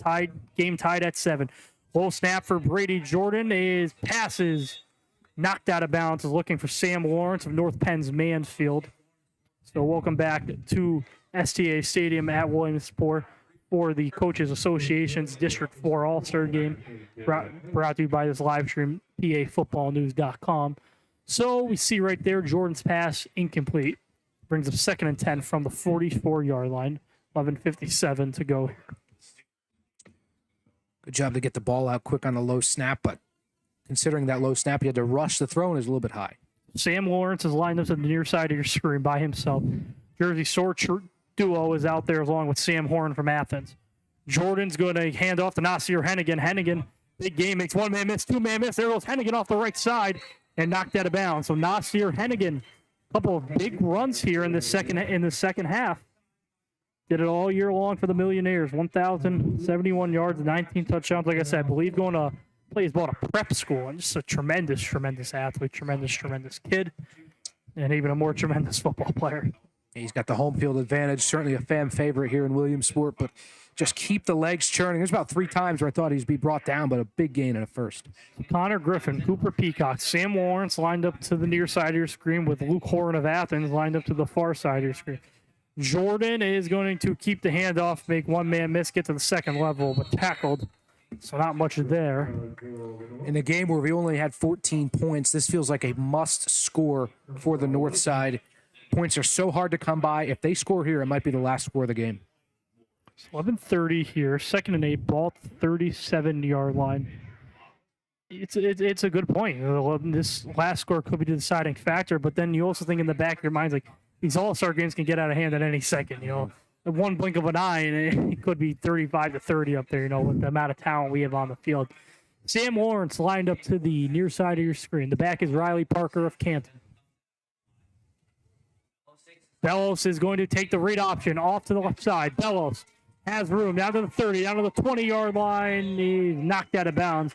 Second time tonight, Weston Bellows has been very good with that read option and has gotten another 20-plus yard game on the read option.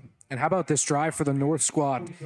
Getting to the outside and just using your speed on the boundary, on the sideline, picking up big gains, and now, a rare time in this game, they're in the red zone. 1st and 10, ball at the 18-yard line after the 20-yard run by Bellows.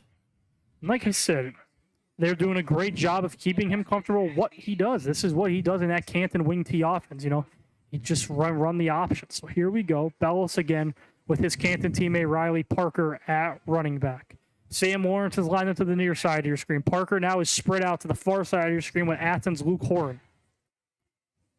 Hennigan's the back. Bellows fumbles the snap, but his knee was down initially.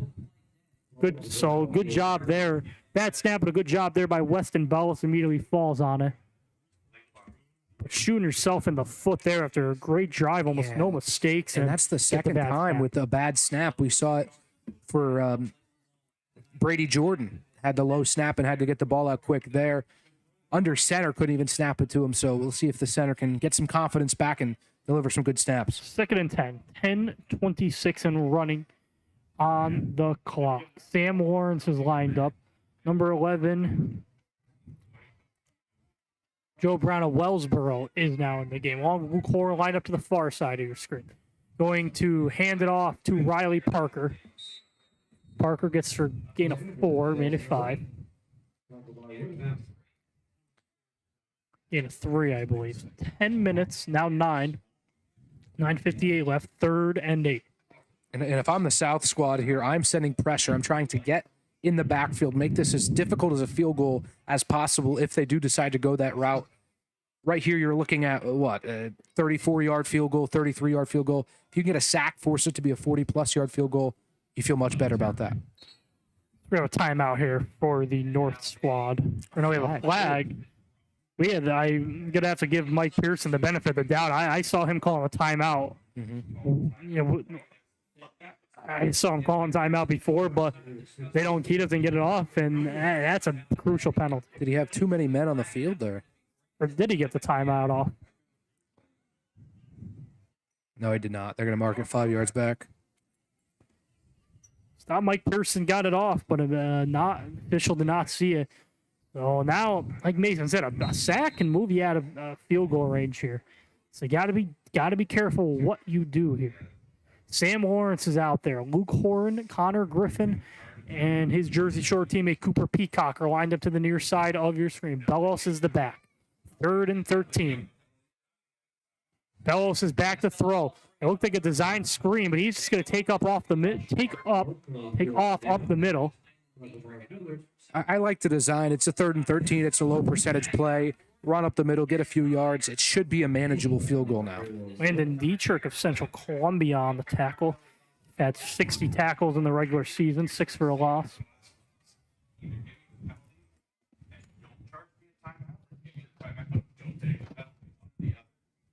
So Breck Miller will attempt a field goal here with 8:45 left.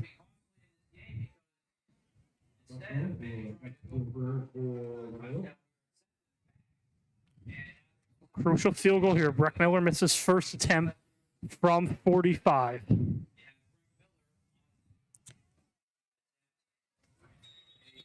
It'll be a 33-yard attempt, but now a flag as the play clock expires. Well, the North gets the timeout. The flag now picked up. So we had a flag that was picked up.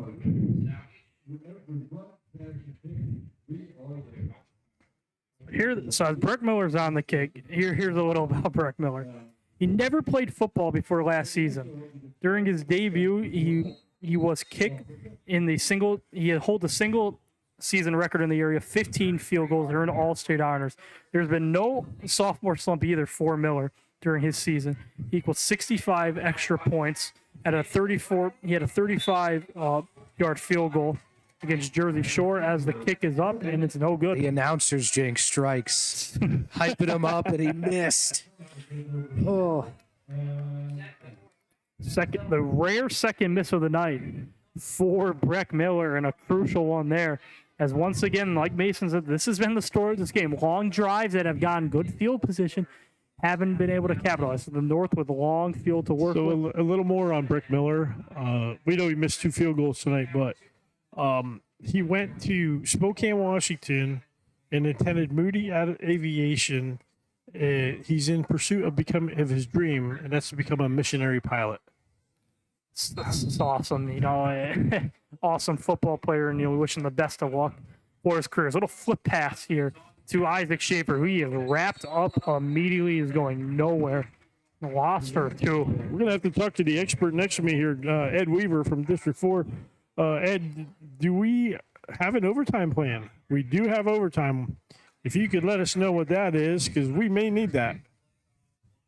In the third quarter, the running game really started to open up. I think the defensive lines have had enough of that. Big loss there. It's now 2nd and 11. So 2nd and 11. We have 7 minutes and 52 seconds left, and this game is tied, guys.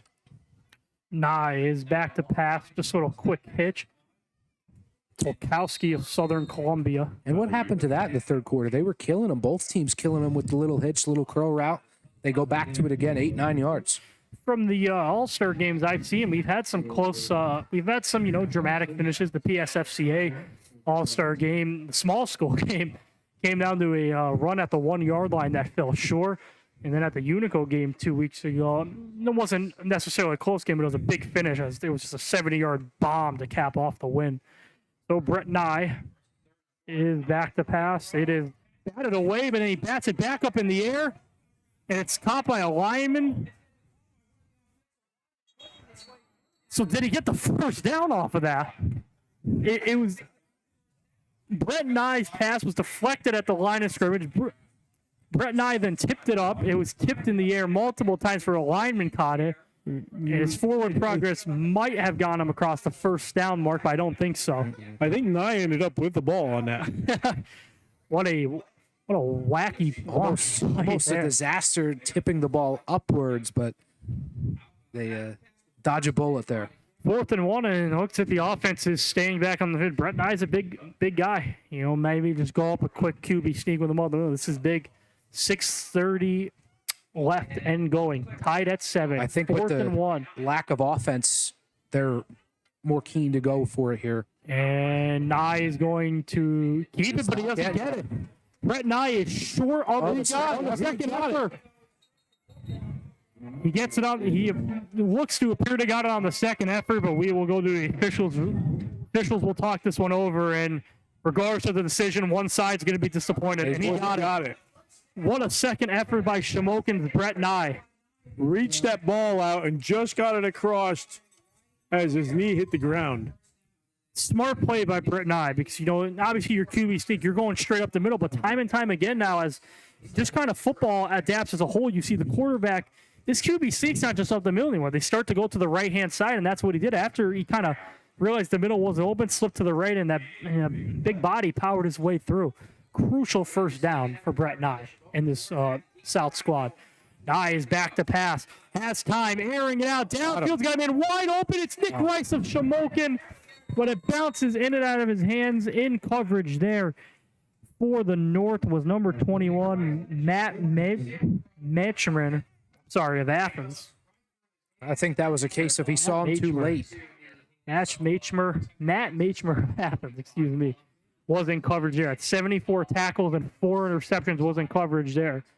Nick Rice of Selinsgrove just had it bounce out of his hands. Doesn't drop too many of those.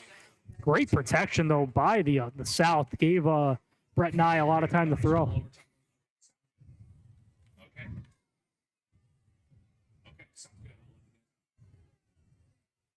Zolkowski lined up to the near side of your screen. 2nd and 10, 30 seconds left. And Nye gets it out to the flat, just short of the first down. The pass was caught by number 7, Nick Rice, who had the drop just a play earlier, makes up for it. So we just got the word, guys, this does have an overtime, and it will be high school overtime rules.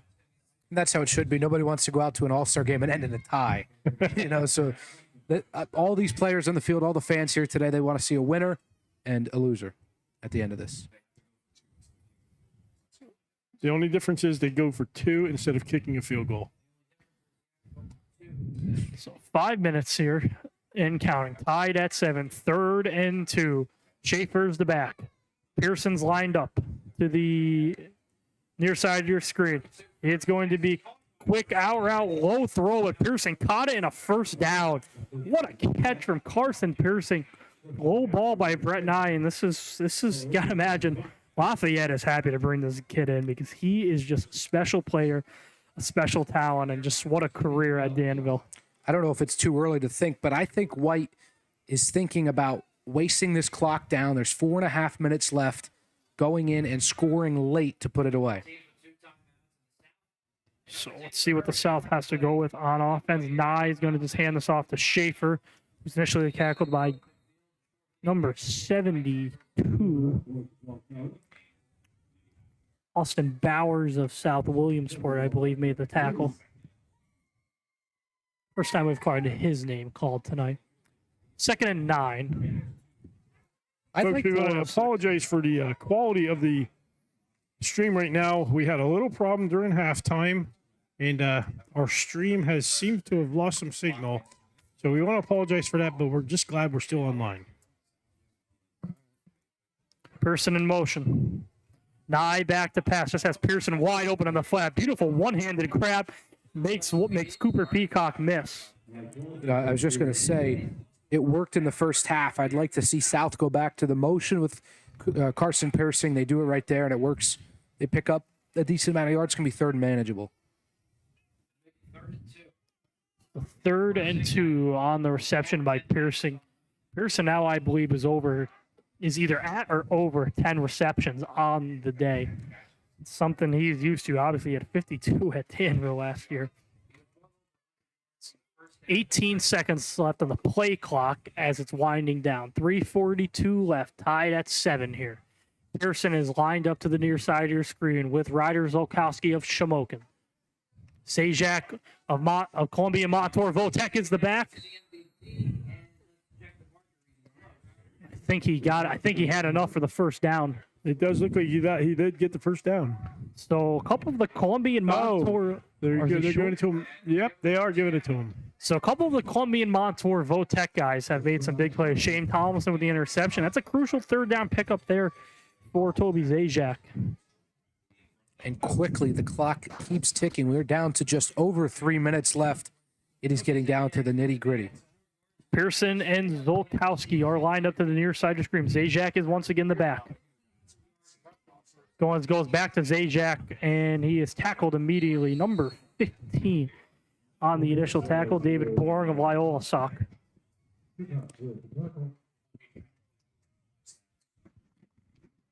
I'll tell you what, Stats Toby are brought up. Zajac is a tough guy to bring down out there in Votech farmland. He's a farm boy. He's a tough guy to bring down, 6'2", 215. And he's showing it here today. Go back what I said about Pearson. Our stats guy just brought it up. 9 catches, 133 yards, just shy of that 10-catch mark. Surely, I imagine he'd get it here. You got trips now.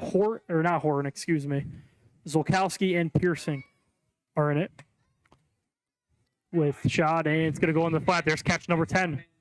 And fights forward, Carson Pearson.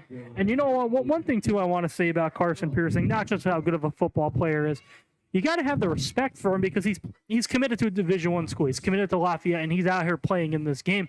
A lot of these kids you see who are committed to Division I schools, they don't play in these games. That's right. So, you know, it's great to see him kind of break that barrier because a lot of guys don't play in these games. And, you know, this is a kid who loves football and a kid who just wants to play, you know, with guys in his area and, you know, teammates for one last time. So that's awesome to see. Guys, you got to think they're going to be trying to stretch it on this play. Yeah, you got a minute 36 here. 3rd and 5. Brett Nye, a nice catch. Grayson Stroud of Central Columbia on the catch, I believe. Hey, if it ain't broke, don't fix it. These curl routes today, killing them. It's an easy automatic 7-10 yards. Moves the sticks under a minute and a half now. That was Ryder Zolkowski, the Shamokin teammate, on the catch. So to the 34-yard, that was a big pickup there on 3rd and 5. The Shamokin teammates connect once again. Brett Nye's had a tremendous game so far for the South. Schaefer the back. Nye rolling out. He's going to throw this one away. Smart play there. So we've seen 2 missed field goals already in this game. Where do you want to get in the field to feel comfortable on a field goal here? I don't know who the kicker is for the South. Yeah. Yeah. Couldn't. So I don't know what the range is. Who kicked the extra point? Did Persing? Well, Rupp has kicked off. Carson Persing kicks the extra point. Yes, So he does, yep. And Rupp kicks off. So we will see if it comes down to that. Minute 10 left. I believe the South has 2 timeouts left. Play clock at 12. Minute 10 left. Back to pass and throw. Nye airing it out downfield. Back shoulder for Pearson. Good coverage downfield by Cooper Peacock. Looking for the back shoulder fade. That's been a battle all night long. Cooper Peacock and Persing. Yeah, that's a tremendous matchup. You talk about 2 of not just the best players in District 4, 2 of the best players in the state going one-on-one right there. And good job by Cooper Peacock to stay with Persing there on the back shoulder and force a ill-advised and inaccurate throw by Brett Nye. You got to think they need at least 10 yards to think about a field goal. Yeah. And they're going to think about it right now. They're going to take a timeout. So with that, we'll take a timeout. We'll be back with the last minute of the District 4 All-Star Game here in Williamsport at STA Stadium. We'll be right back after this message. Hi, good afternoon. My name is Michael Sikoski from the Funding Zone, the #1 fundraising company in the state of Pennsylvania. If you need help raising funds for your program, please contact us at 570-885-0900. Thank you. My name is Carlos Bradley. I'm a former NFL player and currently chairman of Safer Sports. What is Safer Sports? We are a soft shell technology company. Our product, the Safer Helmet Cover, has been tested at Virginia Tech Helmet Lab and is proven to reduce the risk of concussion by as much as 77%. So if you have a youth league, a high school or college, and you want to be safer, get in touch with safersports.com.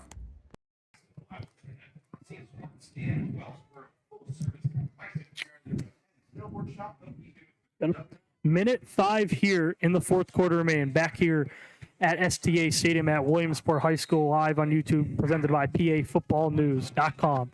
Brett Nye is back to pass on 3rd and 10. Minute and 4 left. Airing it out downfield. Has a man wide open. It was Tolkowski of Southern Columbia. falls incomplete. Weston Bellows was in coverage. And Now, 4th big and 10 with decision 58 seconds left. Here comes the decision for Mark Burrows' South squad.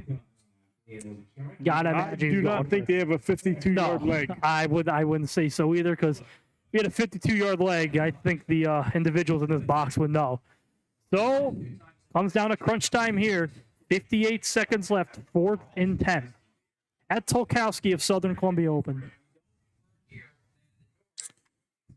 I know this is an all-star game. I think if this was a regular game, you'd punt in this situation and just pin him back. Here we go. 58 seconds left, and we have a timeout.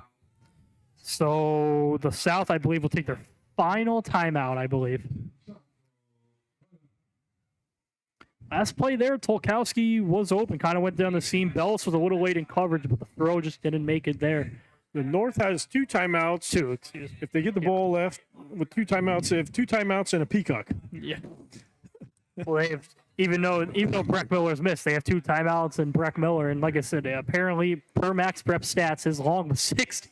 So, he's missed 2 tonight. But if the opportunity comes with a kid with that talent and with that leg, you got to give him a chance. But before we start talking about that, you got to make sure that this 4th and 10 is they call it with a big defensive stop here in the North.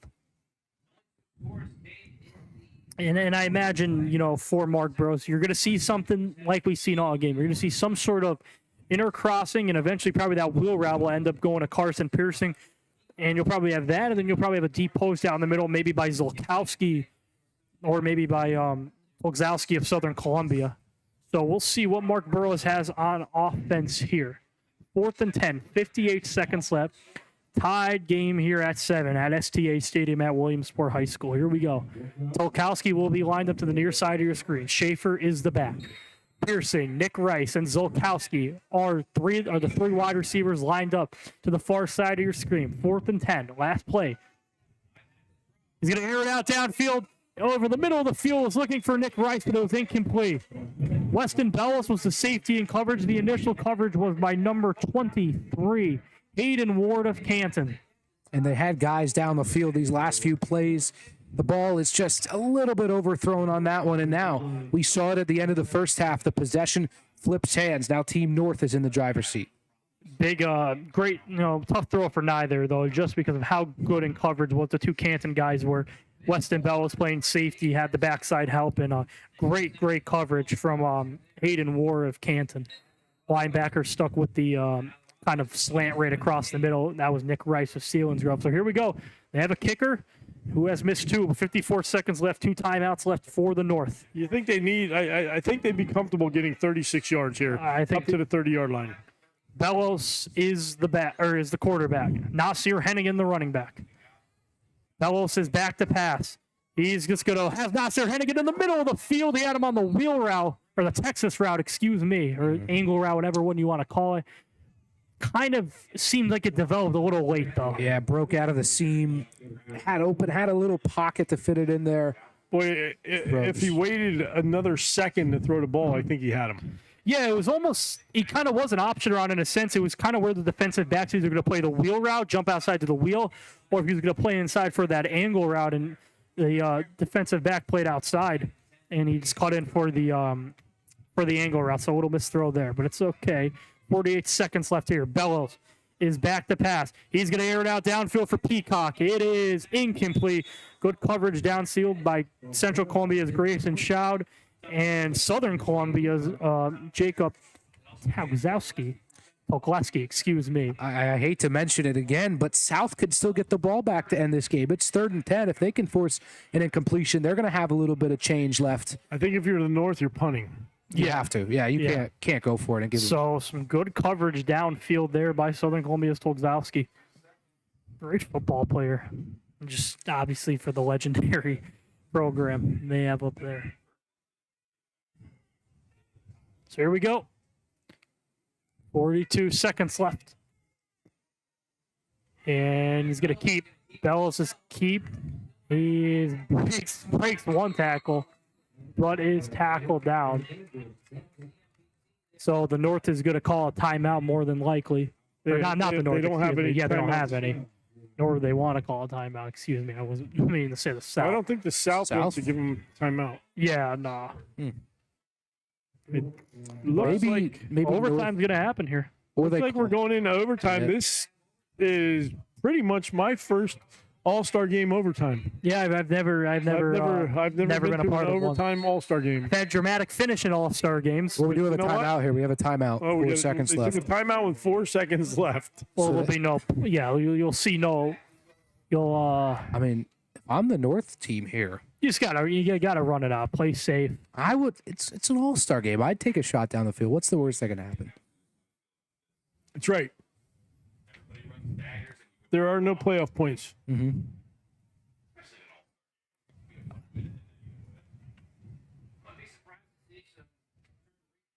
So, and I'm you surprised. could always see something like a hook and ladder. I'll tell you what. Like I said, we haven't seen a trick play, and this is the last couple of games we've done have had trick plays. Yeah, we've had a couple of trick That plays. timeout was called by South, right?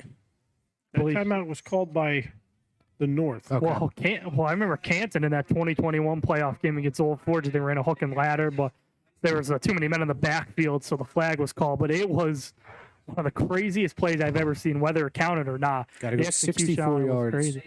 They're not. So here we go. Sam Here we Lawrence go. is the lone See what they're receiver gonna lined do. up with Grayson Shout of Central Columbia. Here's Is the shotgun. D-back. Bellows with 4 seconds left in the game. Is back to pass. He'll have time to throw. He's going to step up in the pocket. Has time. He's under pressure. He's going to air it out down in the middle of the field.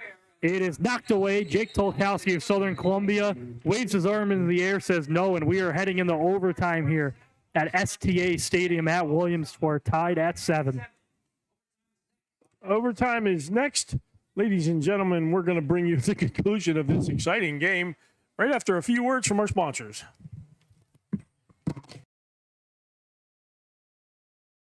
My name is Carlos Bradley. I'm a former NFL player and currently chairman of Safer Sports. What is Safer Sports? We are a soft shell technology company. Our product, the Safer Helmet Cover, has been tested at Virginia Tech Helmet Lab and is proven to reduce the risk of concussion by as much as 77%. So if you have a youth league, a high school or college, and you want to be safer, get in touch with safersports.com.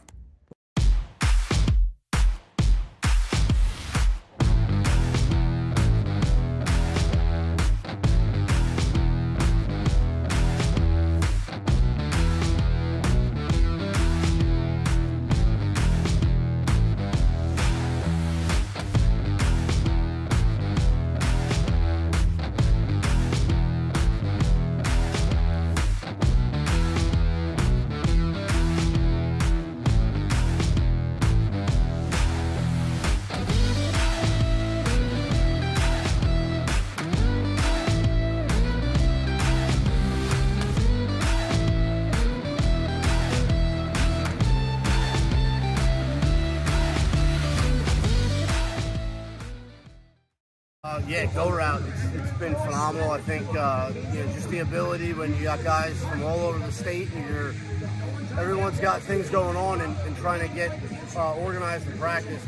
Taking the language out of the offense and just giving these guys the ability to just go and learn on the fly from it. It's my first experience ever with it, and it's phenomenal. I would certainly use it. Today's broadcast of the 38th Annual Leisure Lumber Classic is being brought to you by Snappy's Convenience Store and J.J. Powell Home and Commercial Heating and Supplies. Snappy's is a locally owned chain of convenience stores throughout central Pennsylvania, operating 12 locations from Lewistown to Clearfield and beyond. J.J. Powell has been servicing customers in the Clearfield Center and Mifflin counties for over 70 years. Snappy's has a large selection of freshly prepared food and drinks guaranteed to satisfy your mealtime needs. J.J. Powell offers the area's best heating oil price protection program with monthly payments and no cap or fees. Hi, good afternoon. My name is Michael Sikoski from the Funding Zone, the #1 fundraising company in the state of Pennsylvania. If you need help raising funds for your program, please contact us at 570-885-0900. Thank you. Here we are, guys, back at STA Stadium for the overtime in the 2023 District 4 Coaches Association All-Star Game brought to you by Safer Sports, brought to you by Snappies, brought to you by, a whole host of sponsors, especially the Funding Zone. We don't need to worry about the graphics on that. So, with the coin toss, we have standard overtime rules So yeah, for high school. And imagine whoever wins with the fur. We go to the 10-yard line. You have to go for 2 to win it. So I missed 2. Yeah, I missed as well. Who won? Who won the toss? I think that we believe the North won the toss, and I'd imagine they've elected to defer. Can't imagine. Yeah, it appears to be. Yeah, you want to go on defense. Yeah, you want to go on defense first. Don't want to go on offense, not score, because then, well, there you go. You don't have that opportunity. So the North, I believe, won the toss. They'll go on offense first. So standard high school, PIAA high school overtime rules. They'll start from the 10-yard line. And we've seen some games in these situations, these overtime, get really high scoring because these offenses can't be stopped in this part of the field. Here we go. Nick Rice is lined up to the near side. Zajac of Montour Votek is the back. Pearson and Zolkowski are lined up. Nye just get a quick draw play to Zajac, who was wrapped up. The ball came out for a second, but pushed forward. The big Colombian Montour back. Ball come out at the end. Yeah, I thought the ball came out. They'll blow the whistle. Good fight. I mean, he was 2-3 yards behind the line of scrimmage. Sacrificed everything. Got about 2 yards on the gain. It's going to be 2nd and 8, 2nd and 9. Got a long yard. 2nd and 8. So, yeah, long 2 yards here. Schaefer is the back. Nye at quarterback. Persing, Zolkowski to the near side. Persing in motion. Rolling right. Nye, he's got to the end zone, looking for the back shoulder. Great but coverage. knocked that away. Number 9 in coverage. That was John Melendez of Milford who came up with the interception earlier. Great camera work by our crew on that one. So Nye rolling right was looking for the shoulder. Excuse me, that was Austin Allen of Canton on the So 3rd and 8, guys. 3rd and 8. All state defensive back. So 3rd and 8. Now the South knows the North has a field goal kicker who's not very hot tonight. So do you think, hey, let's kick the field goal? Interesting to see here. Maybe it depends how many yards they pick up here. Rice lined up to the near side. Persing and Zolkowski. Watch these two to interchange. Here's Nye rolling right to the corner of the end zone. It's got Zolkowski, but it's in and out of his hands. He doesn't drop many of them, but it just right in the pocket. His quarterback, his teammate Brett Nye delivered a good pass, but just couldn't hang on to it. A great design. Got him rolling out to where he was throwing wide open on the out route. Couldn't hold on. Gotta wonder, just maybe he, was kind of thinking about where his feet are. When you get to that corner of the end zone, it's a narrow space, so maybe he was wondering where his feet were. And in the meantime, just didn't have possession of the ball, and it's a crucial drop. So 4th and 8. There has to be one of those situations where it was just too easy. Yeah.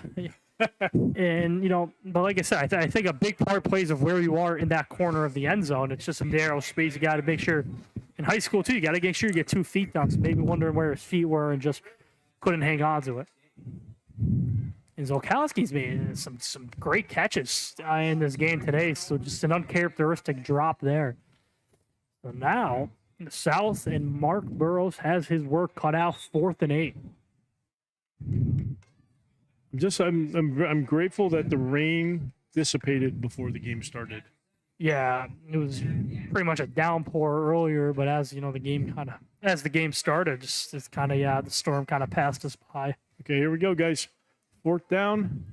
4th and 8. So Rice is the receiver, line up to the near side. Zolkowski, Persing. Got to maybe imagine possibly the same play design. There it is again. Nye rolling right. Looking. Zolkowski again, but it's incomplete. Looked like it was in and out of the hands, and now all the North needs is a field goal to win it. And that's why you go on defense. Come up with that big stop. Now you only need a field goal, and now do they? I think you just run it 4 times. Don't put the ball in the air. Run it three times rather. Yeah, run it three times. 3 times. And then if you get in the end zone, you get in the end zone. If not, take a 15, 20 field goal. I think you're going to see 3 up the gut. Yep. You see 3 right up the gut, and Breck Miller starting to get warmed up here on the sideline for the possible kick.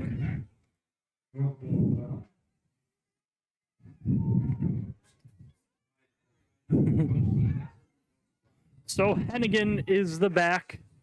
We won't mention the kicker. We don't want to jinx him. Yeah, we're not even. Yeah, don't start hyping him up. Brady Jordan is the quarterback. Play clock is stopped at 2. It actually should be. Now back to 25, yeah. Yeah. So here we go. Brady Jordan. So they go with the complete rushing attack. You got Jordan, who's one of the most dual threat quarterbacks in the state. As long as Bellows is out there, as long as with Nasir Hennigan's the back. I'd imagine 3 straight runs here. Keep the ball on the ground. Keep it safe. Jordan's just going to be a direct snap. Keep off the right side. Jordan's got room. We have a flag down. Jordan's in. The touchdown would have won the game, but I believe we'll have a holding call on the outside. And that changes the whole dynamic of just running the ball up the middle and taking a field goal. So Jordan, next year, this we're going to see from the spot here, but next year it's a 10-yard penalty from the line of scrimmage. A hold is so that changes in high school football next year. Right now, we're going to see, and it looks like it's on the 8-yard line, so we're going to go back to the 18-yard line. So, really a brutal shot there, shooting themselves in the foot. Jordan had capped off the game. The 17. We're going to be on the 17, yep. And again, missed opportunities. You saw South had a chance to go score twice, couldn't hold on to it, and then it's a touchdown. The game's over, but a holding call. And you know that hurts, but then also now you're backing yourself up. So now your kicker, who's great obviously, but he's missed 2 tonight. Now you're taking him, backing him up, making it a harder field goal. You got trips to the right side. Jordan's gonna flip it. Oh, a dangerous pass. He flipped it to Riley Parker of Canton. Parker now is gonna hurdles a man. He hurt. Sounds great job by Riley Parker, who it was that triple option play. Flipped it out. It was a bad flip. He picked it up, ran, and hurdled, I believe, Mason Rupp of Danville. And guys, that's a 6-yard loss on that play, and that puts him back. That puts him back to the 24. So you're looking at a 43-yard field goal right now. That's one of the most exciting 6-yard losses I've ever seen. So we're, you have to think the way that they're kicking the ball, they may be out of field goal range. It might be. Breck Miller has kind of been done warming up down there on the side. So but here I we think go. if you get to this spot, you'd rather kick it. Sam Lawrence is lined up to the near side with the Athens receiver Luke Horn, the Jersey Shore trio, Cooper Peacock, Connor Griffin. Back to pass. He has off the hands of Cooper Peacock. In coverage was the Danville linebacker Mason Rupp. That's a good matchup right there. Right off the fingertips of off Cooper Peacock. Good coverage there by Mason Rupp, who every time we get to call a game where he is in is just always near the football. So 3rd and 19, you want to get at least 9 yards out. Isn't it 3rd and goal? Yeah, 3rd and 19. Yeah, 3rd and 19. But they're at the 24. It should be 3rd and 24. Yeah. Yes, the clock is wrong. Yeah, 3rd and 24. So I want to get to 9-10 yards out of this. Yeah, maybe they got to do something. Obviously, you want to take a shot to the end zone, but also maybe pick up a few yards and at least try the kick. There's no harm in trying the kick, even if you miss it. Peacock in motion, and we have a timeout, I believe. The North wants to review it over on their 3rd and 24. So let's say you don't get anything on this player. You're going to kick it, right, on a 41-yarder instead of a I'd say you have to. You can't go for a desperation play. Then we won't talk about what that would mean. But what a game! When we started this game, we started the broadcast, guys. We thought, what a pile of offenses on that field, and it's the defenses that have shined tonight. The defenses have shut down the all-star offenses. Yeah, and that's I mentioned it a little bit earlier, but like I said, I think we all thought this was going to be an offensive shootout. But I mentioned it very early in the broadcast. It's like I said, some of these teams that are representing guys out there had tremendous defenses. Danville, Canton, Jersey Shore, they had tremendous defenses as a whole, but also tremendous players individually on the defensive side of the ball. So here we go now with a 3rd and 24. Would you be against running the ball here and trying to get a few yards? If you want to spread them out, I'm not totally against it. If you want to spread them out and just run a quick draw or, run a QB draw of some sort, but we'll see at 3rd and 24. But like Billy said, you got to pick up probably 9 or 10 here. Peacock in motion. Jordan's back to pass. Jordan's going to take off and run up the middle. Jordan is tackled just short. Jake Tolkowski from Southern Columbia makes the saving tackle. But here comes Breck Miller. I was literally about to say you got the right guy in the backfield if you're going to run the ball. Here comes Breck Miller. A chance at redemption. He missed from 45. Missed from about 32, I believe, or 34 earlier. This is a tough angle, though, from the right hash. This is no gimme kick. But now Breck's off the field. It looks like they're going for it on 4th and 4. Go for the touchdown. Here we go. 4th and 4. Riley Parker is the back for Canton. I think we have a rollout. Peacock, Horton, Lawrence to the far side. Jordan's going to keep off the left side. Mason Rupp makes the tackle. Mason Rupp of Danville, we've called his name all night long, makes the game-saving tackle for the 2 neighboring school districts. Southern Columbia's Jake Tolkowski and Danville's Mason Rupp make 2 big-time tackles on Jersey Shore's Brady Jordan. And so we're heading to the second overtime, guys. 2 overtimes.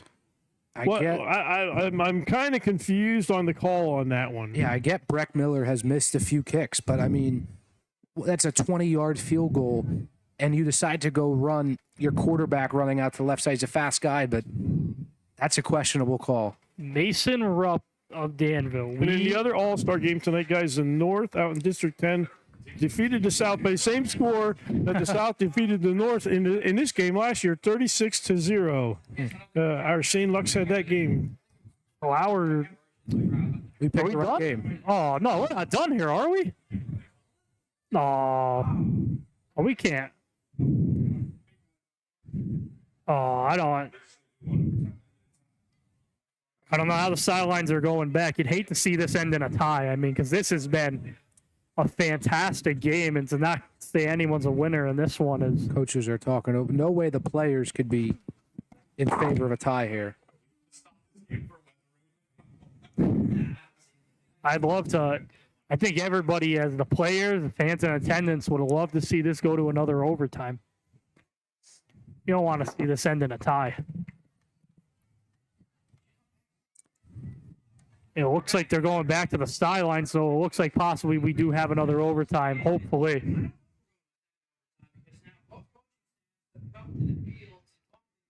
So now Mark Burrows and Mike Pearson and their respective staffs are talking about this. Now the officials are in there talking about it. And like I said, I think I speak for the players and the fans here at STA Stadium at Williamsport. We want to see it. I think everybody here wants to see overtime. Especially for the guys that might not even put the pads on ever again. They don't want to say, hey, my last game was a tie. Yeah, there's a lot of guys on this field who aren't going to play ball at college, so. But I don't. Play it. That's what I say, play it. I think everybody is all in agreement here that we want this game to be. We want the second overtime to be played.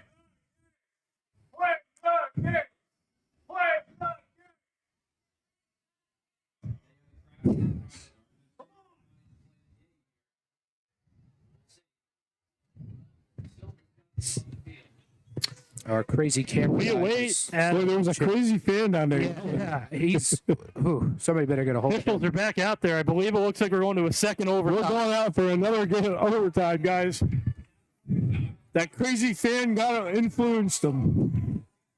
That crazy fan might just know 1 or 2 things about football. maybe just a couple of things.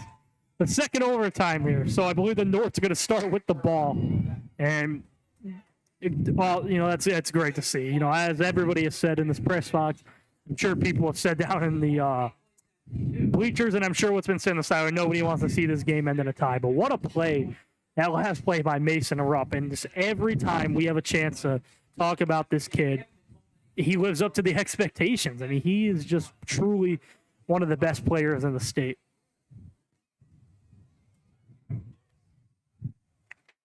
Yeah, you want to see this game end. So the ball's now at the That's 3. Is that second overtime? They do 2-point conversion. Are like we going for 2 points? I think it's one We're trying shot. to get confirmation here in the booth about 2 point, because the ball is at the 3. Is it just one play, or is it? Yeah, so it's going to be one play. Okay, we're here as we speak. Okay, hold on. Okay. And so, Jack, hold on. Say that again. So is it? Okay, so 2 max 2-point conversions. Okay. Got that? Yeah, so 2 plays, right? So from our guy from Wellsboro, from Circle W Sports, Ed Weaver has gone in the call. So it's gonna be 2 max 2-point conversion here. Great job by our guy Ed Weaver from Circle W Sports. Ed is also is very involved with the District 4 Coaches Association. Yeah, great website. You go there, great website. You can find pictures of the game, rosters of the game, information about this game, all by our guy Ed Weaver. And check out his stuff at circlewsports.com. Is that a max 2 plays or just 2? I believe 2 plays. So Bellows is now back in at quarterback.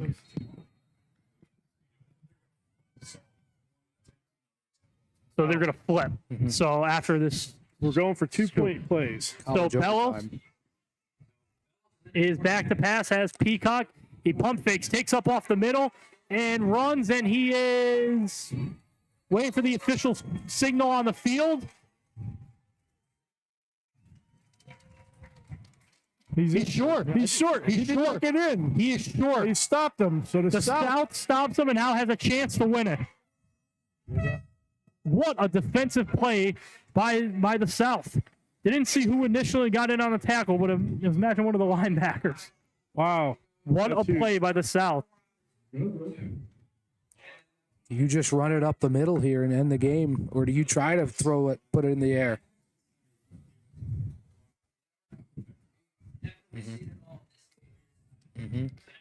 Gonna stick on the ground here more than likely. Nye is the quarterback. Isaac Schaefer is the back. Persing is lined up to the near side. Here we go to win the game. Nye rolling right, looking to throw. As Pearson, he's in, touchdown. The South wins it. Carson Pearson has done it. Persing has capped his fabulous career, getting to winning. You had to know it was going to go to Carson Persing. Yeah, did you expect anything different there? I mean, 24 touchdowns this year, and he gets in for the 2 and the win. Carson Pearson gives the South a victory, 9-7. An odd all-star game score here at STA Stadium in Williamsport. No other than Carson Pearson sends it home. And our Jeanette Molinaro got a great picture of him down there. A heartbreak for the North, but a just terrific game at STA Stadium here in Williamsport. What a great game. A defensive battle. The South has extended their streak. What a way to win a football game on a 2-point conversion in double overtime, two-point conversion. What a game. What a way to end your career by getting the big win. Amazing play. And he made so many big plays today, but he didn't find the end zone, and he finally does there. Just a spectacular, dramatic double overtime finish, and just I can't say enough about all the kids. I want to congratulate everybody on the north and the south side. on all of them going for their whatever they're doing in any of their fields, whether it's academic, whether they're going into the work field, or athletically. After this, good luck to all their guys. Good luck to the all the staff from Shamokin and Williamsport. And just what a terrific game and terrific finish here at Williamsport. And it came down to capitalizing on opportunities. There were some opportunities given up, and just South was able to pounce, come out with a victory. And guys, our Pennsylvania Football News All-Star Game tour is just grinding along in another fabulous game. We're going to come back with the trophy presentation right after a few words from our sponsors. We'll be right back. My name is Carlos Bradley. I'm a former NFL player and currently chairman of Safer Sports. What is Safer Sports? We are a soft shell technology company. Our product, the Safer Helmet Cover, has been tested at Virginia Tech Helmet Lab and is proven to reduce the risk of concussion by as much as 77%. So if you have a youth league, a high school or a college, and you want to be safer, get in touch with safersports.com. Hi, good afternoon. My name is Michael Sikorsky from the Funding Zone, the #1 fundraising company in the state of Pennsylvania. If you need help raising funds for your program, please contact us at 570-885-0900. Thank you. Go route. It's been phenomenal. I think just the ability when you got guys from all over the state and everyone's got things going on and trying to get organized and practice. Taking the language out of the offense and just giving these guys the ability to just go and learn on the fly from it. It's my first experience ever with it, and it's phenomenal. I would certainly use it. All right, we're back. We're back with the trophy presentation in the District 4 game. Carson Persing with the 2-point catch to win this game for the South, 9-7. An incredible game, guys. I want to thank Matt for being here. I want to thank Mason. You guys did a great job. If you want to be an intern for PA Football News, you want an opportunity like these two guys had tonight, get a hold of me, Billy at pafootballnews.com, and we'll hook you up. We'll get you in the booth. We'll get you wherever we need to get you to become something like the two gentlemen standing to my left. I want to thank Dan Reed for coming up from Auburn, PA, making a 2-hour drive. I want to thank Jeanette down on the field. She's got some great photos. We'll have a nice gallery for you. And guys, what just a tremendous game. Got to thank Ed Weaver from Circle W Sports. And just an amazing game, guys. As we wrap it up and wait for the trophy presentation. Just might or might not have a guess on who it might be. I'm thinking we have a lot of guys. I'm pretty sure I know who they are. Yeah, talking about, obviously Carson Persing, but Brett and I had a phenomenal game as well.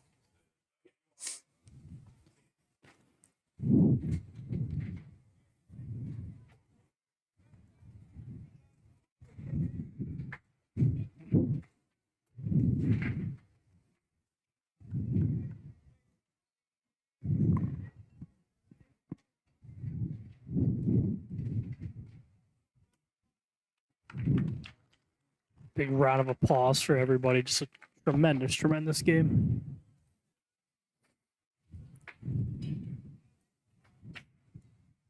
The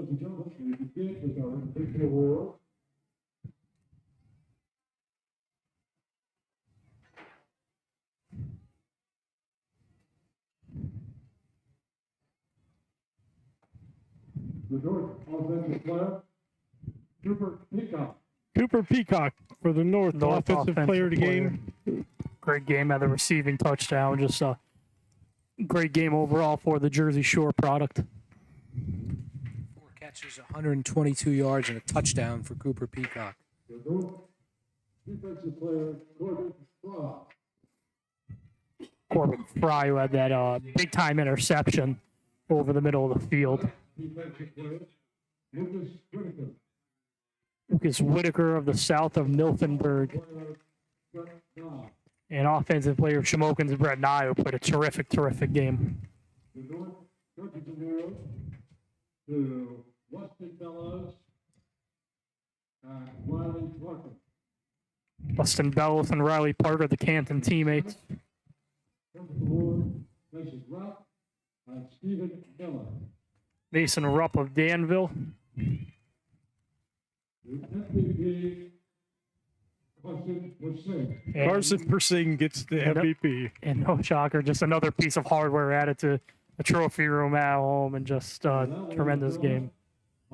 Championship trophy from Matt Snell, Championship Cup, presented to the Southport Mark Burrows. Shamokin's Mark Burrows getting into that pretty piece of hardware there. Yeah, not too bad of a job when you get called on short notice to get handed a big piece of hardware like that. Not a bad job at all. And with that, we're going to wrap our coverage up of the District 4 All-Star Game. I want to thank all of our sponsors for being here, especially Safer Sports. And, oh, did he break the trophy? The trophy came apart. And I want to thank the Funding Zone. I want to thank all of our sponsors. I want to thank everybody. I want to thank my crew and my staff. I want to thank Ed Weaver. I want to thank District 4 Coaches Association for allowing us to do this. With that, we're out of here. This is PA Football News. We've got one more game coming next week in our All-Star Tour. We're going to be in Brockway for the District 9 Varsity game. We'll see you next time.